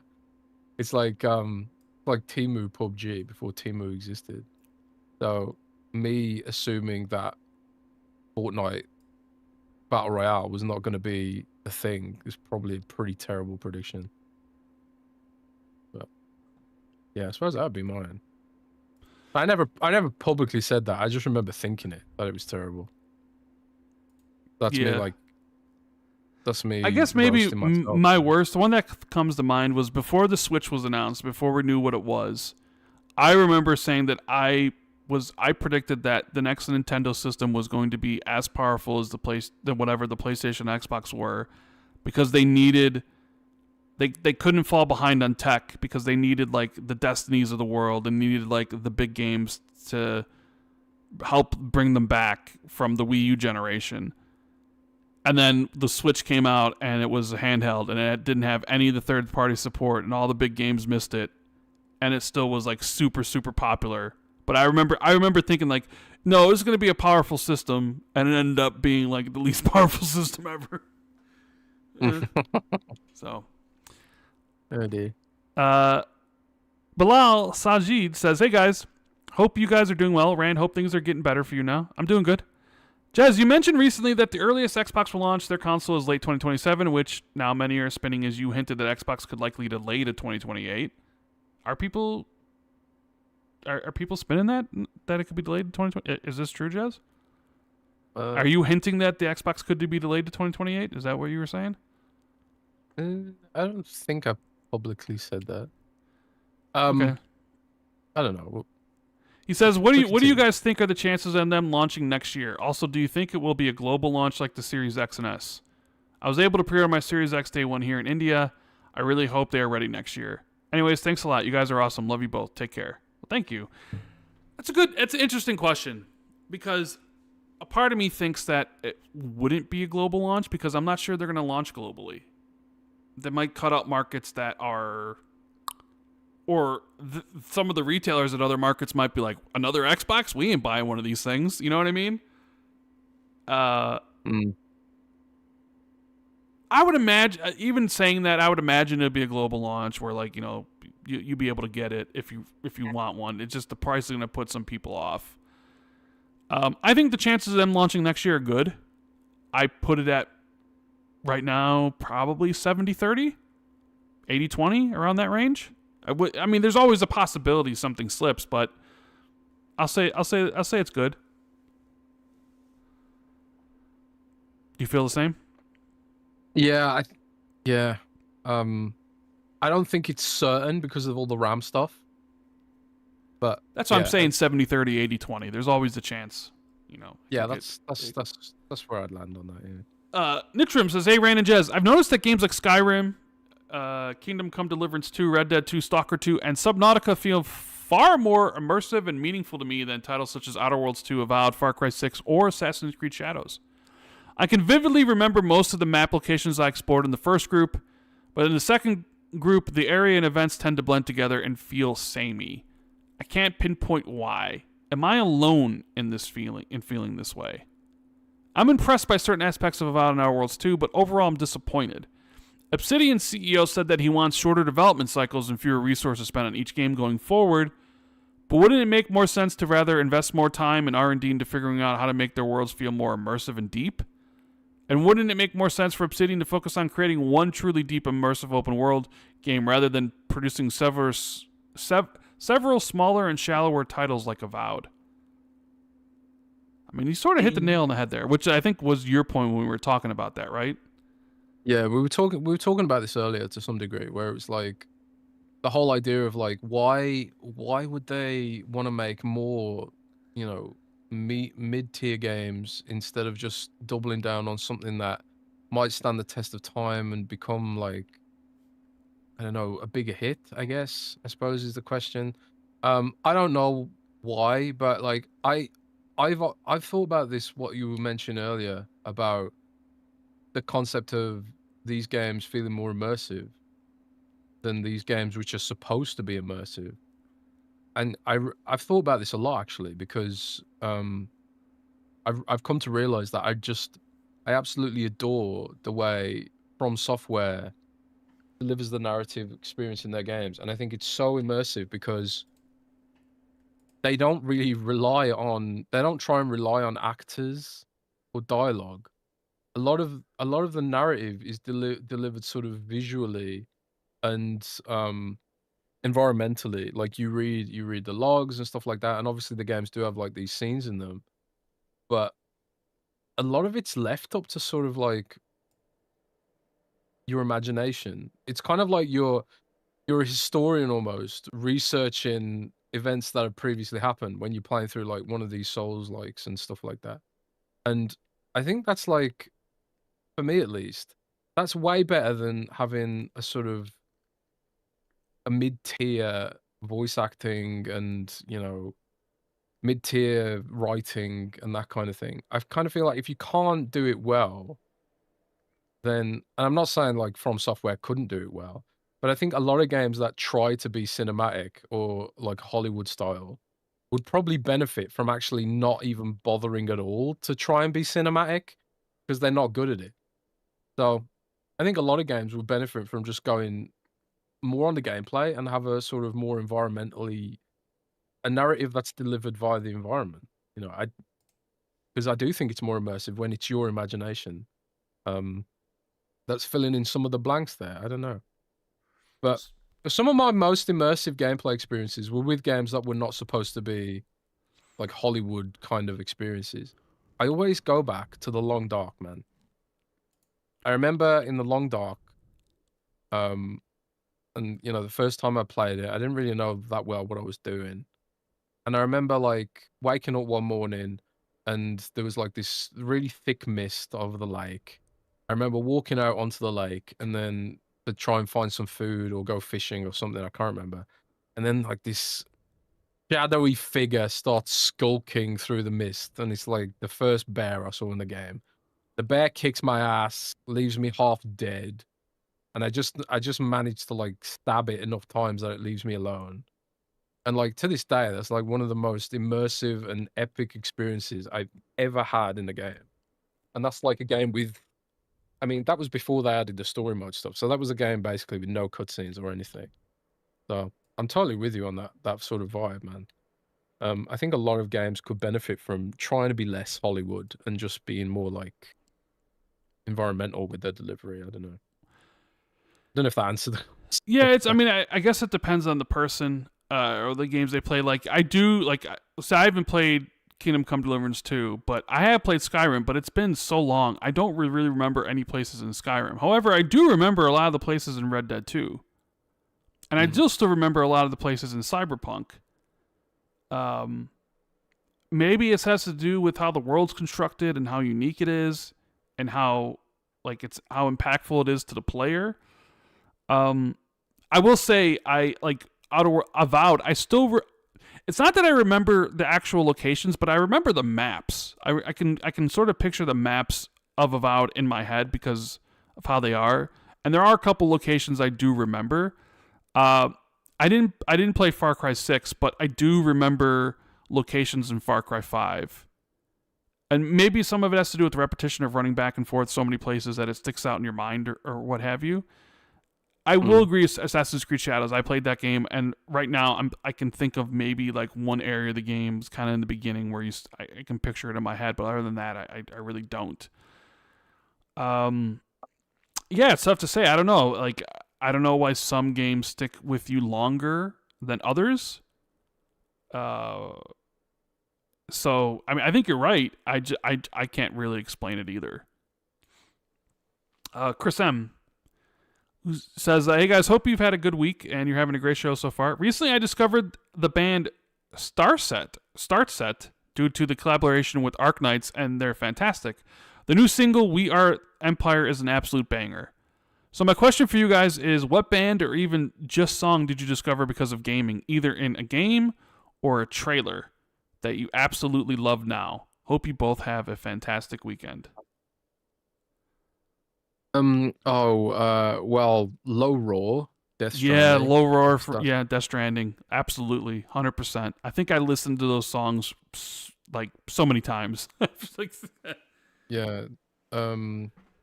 Also that band that did, I can't remember, is it Daughter, that did the soundtrack for the second Life is Strange game? I discovered those through Life is Strange. I discovered a ton of bands through the first Life is Strange soundtrack. Local Natives. I think that was the first Life is Strange soundtrack. So that band. Oh man, I'm sure there's more. I mean, obviously I was aware of Mick Gordon before Doom, but like the Doom soundtrack I listened to religiously on repeat, and it's kind of like it's become music that I listen to while traveling for some reason, like almost traditionally now. Oh man, I'm sure there's loads more that I'd be forgetting. One habit I picked up when I sleep these days is list. I go on Spotify and I search for like the piano versions of game soundtracks. So Yeah, I'll do that too. yeah, Final Fantasy piano playlist, something that we listen to a lot, Hmm. and also Resident Evil save room piano playlist. That's Spotify. You know, Oh man. one of the games I still remember, you know, the audio visual moment that I'll still listen to from time to time.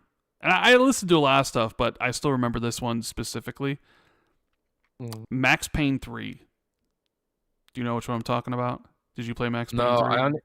I did, but I only played it through once, and I Max didn't. Payne 3, when you go through the airport and the song starts playing, I think it's from Heath or Health. It's called Tears or whatever. Oh, health, yeah. Uh, Oh, I yeah. remember being like transfixed with that and just being like, this is the coolest thing I've ever. Like the combination of the song and what were like the visual experience of the game and what the gameplay you were doing was like mind blowing. And it's like, this is Rockstar, baby. Which is why I'm so disappointed there hasn't been a Max Payne 4 or a remaster of Max Payne 3. We are getting a remake, aren't we? We are getting a One and remake of two. Max Payne 1 and 2. I But presume they'll do 3 as I well. would Surely. imagine they'll do 3. But yeah, that one is always just stuck out in my head. But like, man, this merge. But yeah, like Death Stranding has done that pretty well. Like I never even heard of Loror, and I'm like listening, like, you know, don't be so serious. I'm just like, like how is this so good? And you know, you never even heard of it or whatever. But I'm not sure I've like followed a band or whatever because of it, but there are definitely like bands I've discovered that I would listen to specific songs, for sure. But no, that's a good question. I like that because maybe bring up this Max Payne 3, and I'm probably gonna listen to this tonight now, and that's in my head. We don't talk about music very much on the show. That is true. We don't. We should. Should we? I don't listen to music that much these days. I love music so much. I was in bands and shit, but I never really find the time to listen unless I'm commuting, which is a shame. We got Goggles Lens Between saying, me. "Hey guys, for me, if I were to ever to fully switch over to PC, I would still set up my PC like a console. What I mean by this is I would set up the PC right next to the TV and use a controller on the couch like a console. I know a few people that do that. The last time I used a mouse to play a game that was not using it in the menus on PC games of Broken Age, which is a point-and-click adventure game from Double Fine.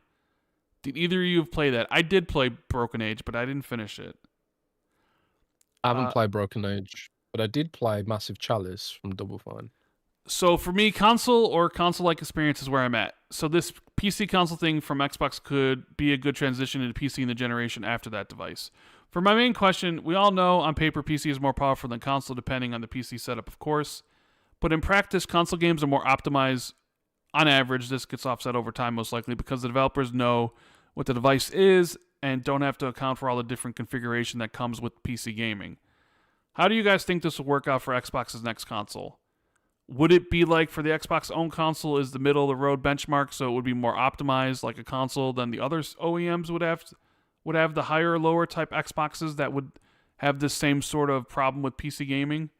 Or to have performance or optimization better for a game, you could always play it weeks or a month after launch day. The reason for this is that no matter how many playtesters you have, there is no better playtester than launching it to the public. So just wait a little bit from launch and you'll have a better experience most likely. I think the way it'll play out is probably similar to the way it plays out now, which is like developers will know what the hardware is and they'll be able to optimize for it. So they'll have the Magnus SoC, and they'll know exactly what to expect. But not only that, they'll also have the Xbox Series X and Xbox Series S profiles in that box as well. So because it's gonna have like both systems attached to it. So I do think like we'll continue to see games being optimized just for Xbox all up for a long time. Because I don't think suddenly you're gonna see, oh, like there's no more Xbox Series X versions of games anymore. But all those systems are gonna have a long tail, and if this thing is expensive, people are just gonna stick with what they've got. You know, like I saw a report the other day that pretty much every major TV manufacturer has cancelled all their 8K TVs. So it feels like 4K's ceiling. That's where we're sticking with, at least for the foreseeable, unless there's some kind of breakthrough.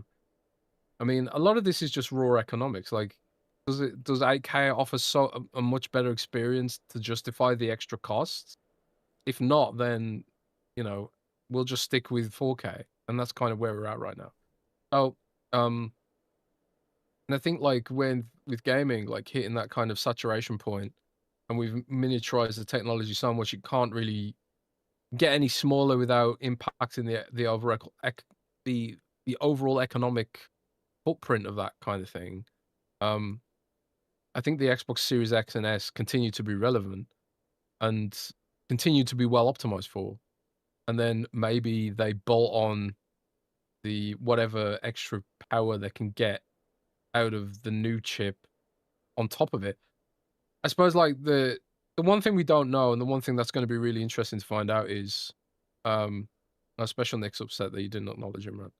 Oh, poor Special Nick. Yeah. Poor We're getting around Special to it, Nick. But the one thing we don't know about how the system works really is like how does the platform interact with each other? Like, does the Windows side of it interact with the Xbox Series S and X side of it? Like, will developers have to like, if a developer's making a game for the next gen system, like how will their app package look? If it's a Play Anywhere game, like if I've got like the Xbox Play Anywhere version of a game, which version gets installed on the box? Can I choose to install the X version? That kind of weird stuff. We don't know how any of that kind of thing is going to work from a development perspective. So I suppose we'll all probably find out together. I guess it's going to be interesting. I guess so. Let's see here. We have Matt, who says, "Hey, Jez and Rand, do you think the shift of younger gamers towards mobile and PC is really more about economics than preference? Back in the 90s and 2000s, parents had more disposable income, so dropping money on a dedicated gaming console made sense. But now that spending power is tightened to $500 device that only plays games is a tough sell when a phone or a tablet covers school, entertainment, and everything else. Where the kids can play free-to-play games instead of parents having to buy $70 games too. I guess what I'm really asking is, are we looking at parents' financial situations shaping where kids are gaming, and not necessarily because Gen Alpha actually prefers mobile and free-to-play?" I do think economics is part of it. I think it's like parents bought their kids an iPad, right? iPads are pretty cheap. You can get them for like $200 or less, especially if they're secondhand. And they're pretty hard wearing, and also like you don't have to sacrifice the TV. You give your kid an iPad, you've still got the TV, right?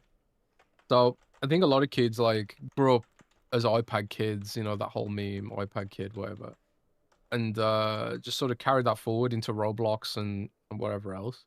So I do think the economics is part of it, but I genuinely don't know if, because I don't have kids, so it's hard to relate to some aspects of this question in a way. But I don't know if like, I think streamers are a big part of it and driving this culture away from consoles. Streamers all have PCs, they all play mods, all that kind of thing. And I think that's part of it too. It's not necessarily just the case of economics. It's also like the culture around playing on a PC, whether it's a cheap PC or an expensive PC, whereas like consoles just become a relic of their parents' age. I think fashion's an aspect of it, not just economics. But it's an interesting discussion. I'd love to it'd be cool if we could get like some like proper industry expert who actually like has access to data about player sentiment and learn a bit more about what the industry thinks about this phenomenon. Yeah, I don't know. I mean, I think there's the financial situation of parents definitely has an impact on what kids get And then that kind of trickles down to their friends group or whatever, where, I remember being in grammar school and like you'd have people that like, I have a Nintendo or I have a Genesis, and then you ask your parents for it because, yeah, that's what your friends have. And then maybe you get a Nintendo, maybe you get Genesis, and maybe you're not friends with the kid who has a Nintendo because you have a Sega Genesis, right? So, kids. Did you bully the Sega kids? No, I was a Sega kid. Did you bully the Nintendo kids? No. I just. Is that why you hate on Nintendo all the time on the podcast? I don't hate. You're the one who hates on Nintendo. I don't. I love Nintendo, bro. What are you talking about? Yeah, but then like everybody has. You need a phone. Everybody has to have a phone. So like you have these younger generations that get phones when they're super young, and then they have these games on it, or they're introduced to the iPad when they're 5, and that's just how they consume content. And like they don't. And since that's what their friend group uses, is just nobody really has a PlayStation or an Xbox or whatever, and maybe they get a Switch because Switch kind of skews younger, but it's kind of, at least that's why I always viewed it. Like, I was the first one in my family, and the reason, I got a Nintendo is because other people in school had Nintendos, and I had played them at a house or whatever and asked my parents for it. And I think a lot of that goes along that way. And it's like, oh, it's this much. Okay, let me get it. But, for some families that are just starting out, their first kid or whatever is just like, they're just, here's your cell phone, here's your iPad. And stuff is on there like Roblox or Fortnite or whatever, and they can just play games there. And there's no older brother or whatever that is like, you have to get God of War here's your PlayStation controller, or you have to play Halo. It's like that world doesn't exist to them. And when you go to school, everybody's kind of, you see what they're doing, you want to be part of the group. And streamers are a big thing now, and a lot of the streamers are all on PC. So a lot of the kids want PCs instead of systems, instead of consoles and stuff. So I think there's a lot of factors that you can point to for a lot of different things. Good old Conway says, hey, happy Groundhog Day, Rand Jez. 6 more weeks of winter. Awesome. One of my earliest Patreon questions was that would we care about Final Fantasy VII Remake years down the line if it stayed PlayStation exclusive? And yet 4 years down the line, yes. It seems Xbox and Switch gamers did care, with good sales being recorded. At what point do you think it was decided to go multiplat as opposed to keeping it on PlayStation? How much of the waiting time was spent gearing up for Switch and Xbox production? Final Fantasy VII Remake did go to PC a year after, but we all expected an Xbox edition around the same time. Jez, you interviewed the boss of Square Enix. What did you learn? Yeah, so he actually pretty much said it was changing CEO. He pretty much said it. So I reported a long time ago that there was something functionally wrong between Square Enix and Xbox. And there'd been some kind of falling out. And I think potentially, and I've never had the information to prove this, but I think potentially it was related to Microsoft acquiring Square Enix. You mean Microsoft acquiring ABK? Or do you think Microsoft trying to acquire Square Enix? Is that what you meant? I think this is my conspiracy theory, and I don't have any evidence. We love conspiracy theories. Okay, let's go. My conspiracy theory is that Microsoft expressed the interest in acquiring Square Enix, which would have been good for the shareholders of Square Enix. But then they saw an opportunity to buy ABK, and then they were like, okay, actually, let's do this instead.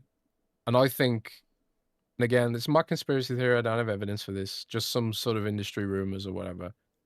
And then that kind of, soured things between Microsoft and Square Enix. And then they changed up CEO, which, helped return relations, normalize relations. That's my conspiracy theory. I don't know if I'll ever be able to prove that, but you have to then say, like, why did they change CEOs? Was it because some of the decisions they had made weren't panning out the way they thought. Like, was really keeping Final Fantasy exclusive to one platform the right move when it definitely seemed like, you know, you have franchises like Persona that were embracing multi-platform and, you know, exploding in Put it this popularity. way. Like, was it like their decisions, like the CEO made those decisions and was like, actually, this ended up not being a good decision in hindsight, and we need to kind of pivot to be more global, you know?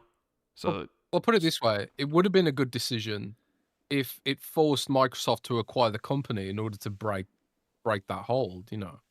And at the time, I think Square Enix had like, you know, a lot of what Microsoft kind of wanted in ABK, but on a smaller scale.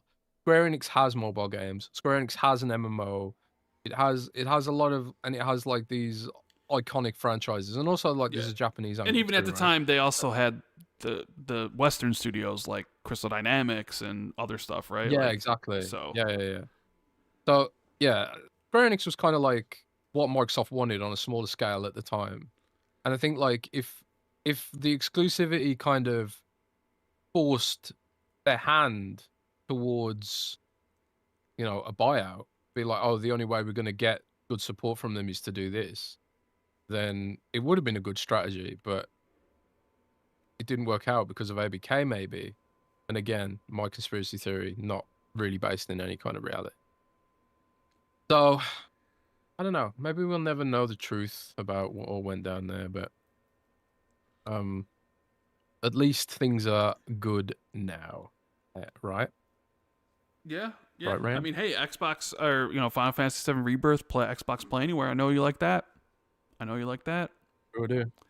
Sure do, And man. you know, I would imagine there's a part of me that will say like if like Final Fantasy 16 or the seven remakes, if those like if they increased in numbers like sales wise, maybe you know things stay the same or whatever. But I think partially has to do with probably how like they weren't selling what they thought they should sell, and that they missed out maybe on the Switch. Because I think like you look at it like, oh shit, we banked on this, but actually we probably even do better over here. That were just like, well, you know what? Maybe it's just better to be, instead of taking like the money from PlayStation to be exclusive or whatever, and then go to PC a year later. I also think being on PC a year later was also damaging. Like, Yeah, this should probably. probably have been on PC day one.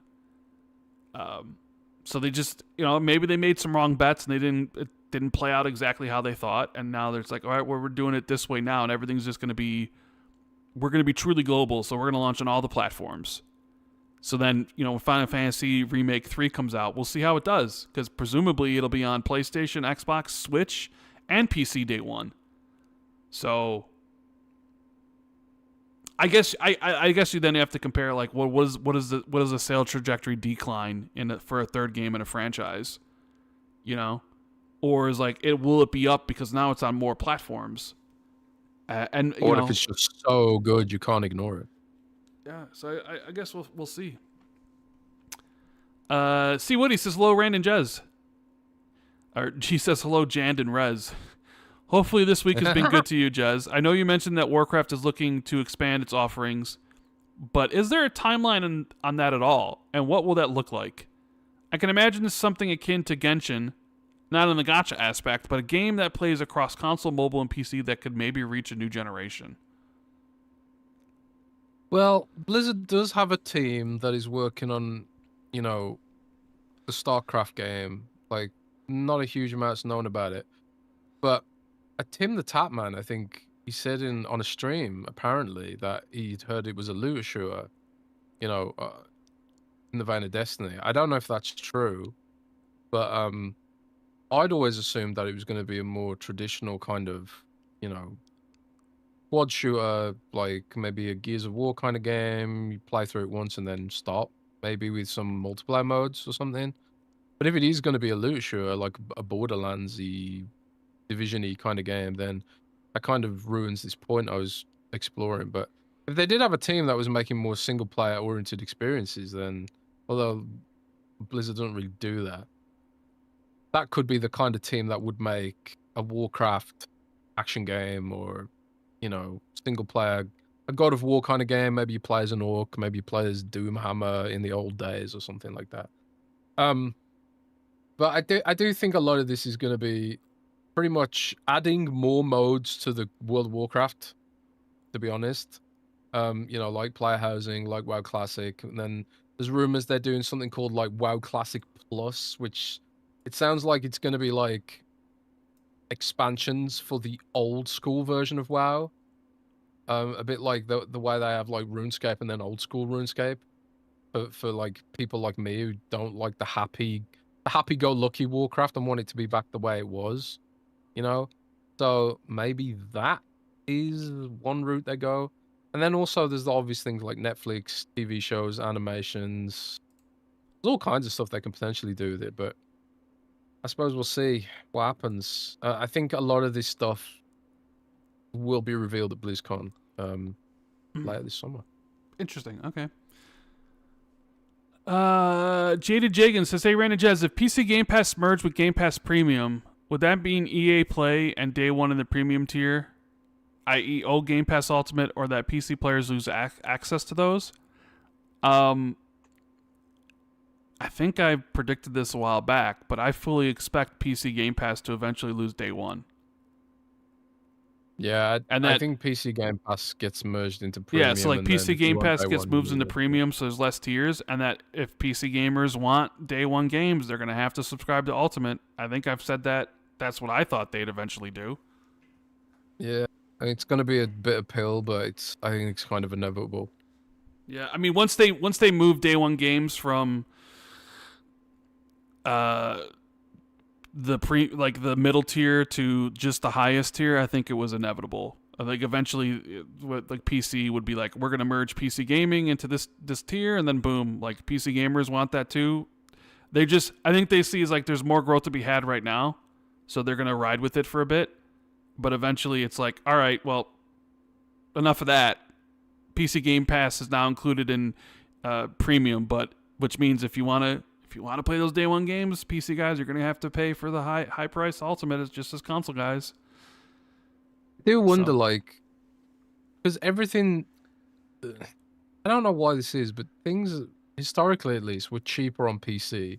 Like, the full price game is caught up on PC now, but for a long time, like, PC games were like $10 cheaper for whatever reason. I don't know why that is, but there is this, like, expectation that things are a bit more affordable on PC for whatever reason. So I kind of feel like if they are going to move day one games off PC Game Pass, they're going to have to do another value add thing, like add something to sweeten the deal. And then it's like, how can you do that PC specifically? It's weird. I don't know, man. Maybe that's a prediction that will age poorly in 2 years. To be like, hasn't happened, and they did something else. Be like, oh yeah, I guess I was wrong on that one. But that's what my prediction is going to end up at. If you want day one, everybody's got to be on Ultimate, including PC, including cloud, and including console or whatever. Shay Elephant says, "Hey, Rand and Jez, happy Friday and hope all is well. Do you think we will see the next gen Xbox controller in this Elite Series 3 this year? And what features do you think they'll have? Thank you for the good shows." Well, apparently, according to Tom and Jez, we're definitely seeing some sort of controller, whether that's just the next gen controller and the Elite Series, or just the next gen controller. I guess is yet to be determined, but so it sounds like we're seeing it, and I guess like the big feature is going to be direct to Wi-Fi connection. So yeah, maybe. And it wasn't also rumored to have when it was Sebel, wasn't also rumored to have haptic feedback. I wonder if they still included that or not. Yeah, so it was in the FTC docs that they were doing a haptic controller thingamabob, and then they actually was it me who found the pattern? I think I found the pattern, maybe, or someone found the pattern. I can't remember, but the pattern was like, pretty much, yeah, like the weird sort of skirt around the bottom of the controller, like had like all this haptic technology in it or whatever. But don't know for sure if that's what we get in this year. I mean, we will. I find mean, out. it would seem odd to get it basically at the tail end of generation for a controller that has haptic feedback. That would it actually be used in any games? I mean, maybe devs can port some of the stuff over from their PlayStation counterparts or whatever. So maybe it would, but then one of the things Razer does is they kind of like they use an algorithm to simulate haptics based on what the analog basic vibrations are, kind of. So like while it wouldn't necessarily be as good as like true haptics, there are kind of ways around it, I suppose, at least to some degree. That wasn't really what I was saying. I was more saying like the Xbox versions of the games don't have it, but then I realized, oh wait a minute, all the Xbox developers are making games for PlayStation and have haptic feedback.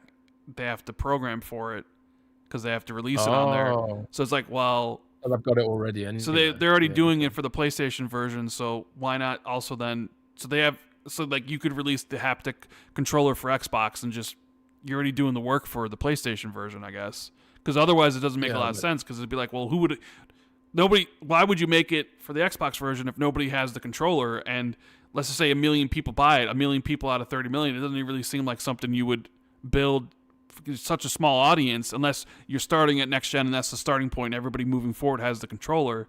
But then you realize like, oh, they're already probably making this stuff for the PlayStation version. So maybe it makes a lot more sense then to be like, well, maybe it incentivizes people to buy the controllers and being like, you want to experience haptic feedback? Here you go.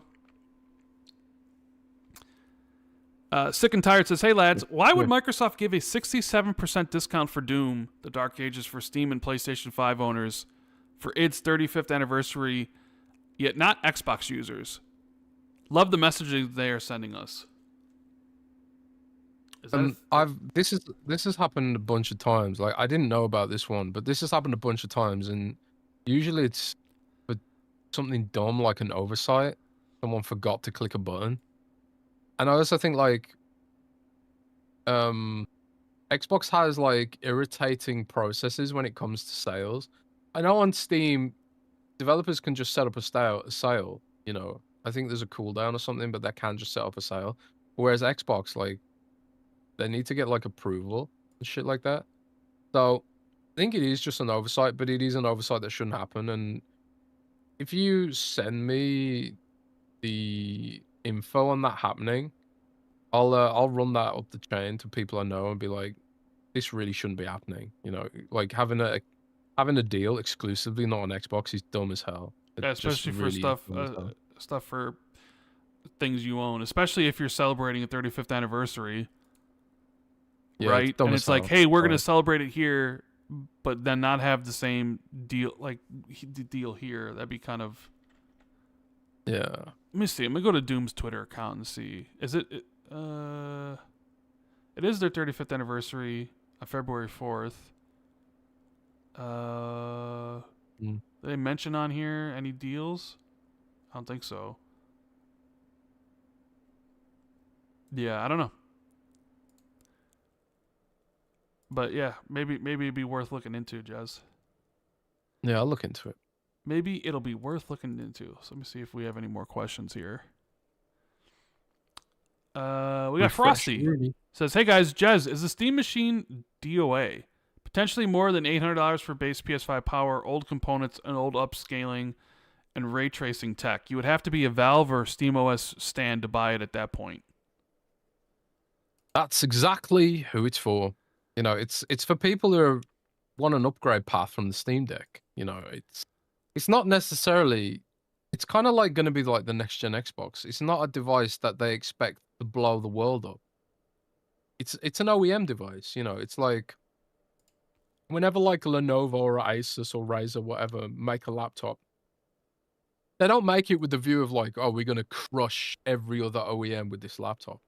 It's just another laptop, right? Like every brand has its fans, and like they have like some unique features which sets them apart, and people like those features or don't like those features. You know, I always buy Razer laptops. I always buy them. But like it's not like Razer's the most popular laptops out there. You know, I think is Lenovo the biggest these days, or Dell. I can't remember, but now Razer's pretty damn niche. Partially because they're really expensive, and you're paying extra for how densely constructed they are because there's like an engineering overhead there. But not everyone gives a shit about that. Like at the time, at least, I give less of a shit about it now. Now, like I've got money problems. But when I bought this laptop originally, I was just like, I just want the best of the best that's gonna last me a really long time. I don't care about price, and I want something that's feels good, looks good, and like premium, And I kind of feel like Razer is for Windows what Apple is to Apple, I guess. The closest thing to like the really polished experience. But they're not for everyone. And like some people like Lenovo, some people like the Legion stuff, some people like Asus. I had like the Lenovo Legion Go, and I had the Asus ROG Ally, the original ones. And there were things I liked about the Legion. There were things I liked about the ROG Ally. And I ended up preferring the Legion slightly because of the bigger screen, the OLED.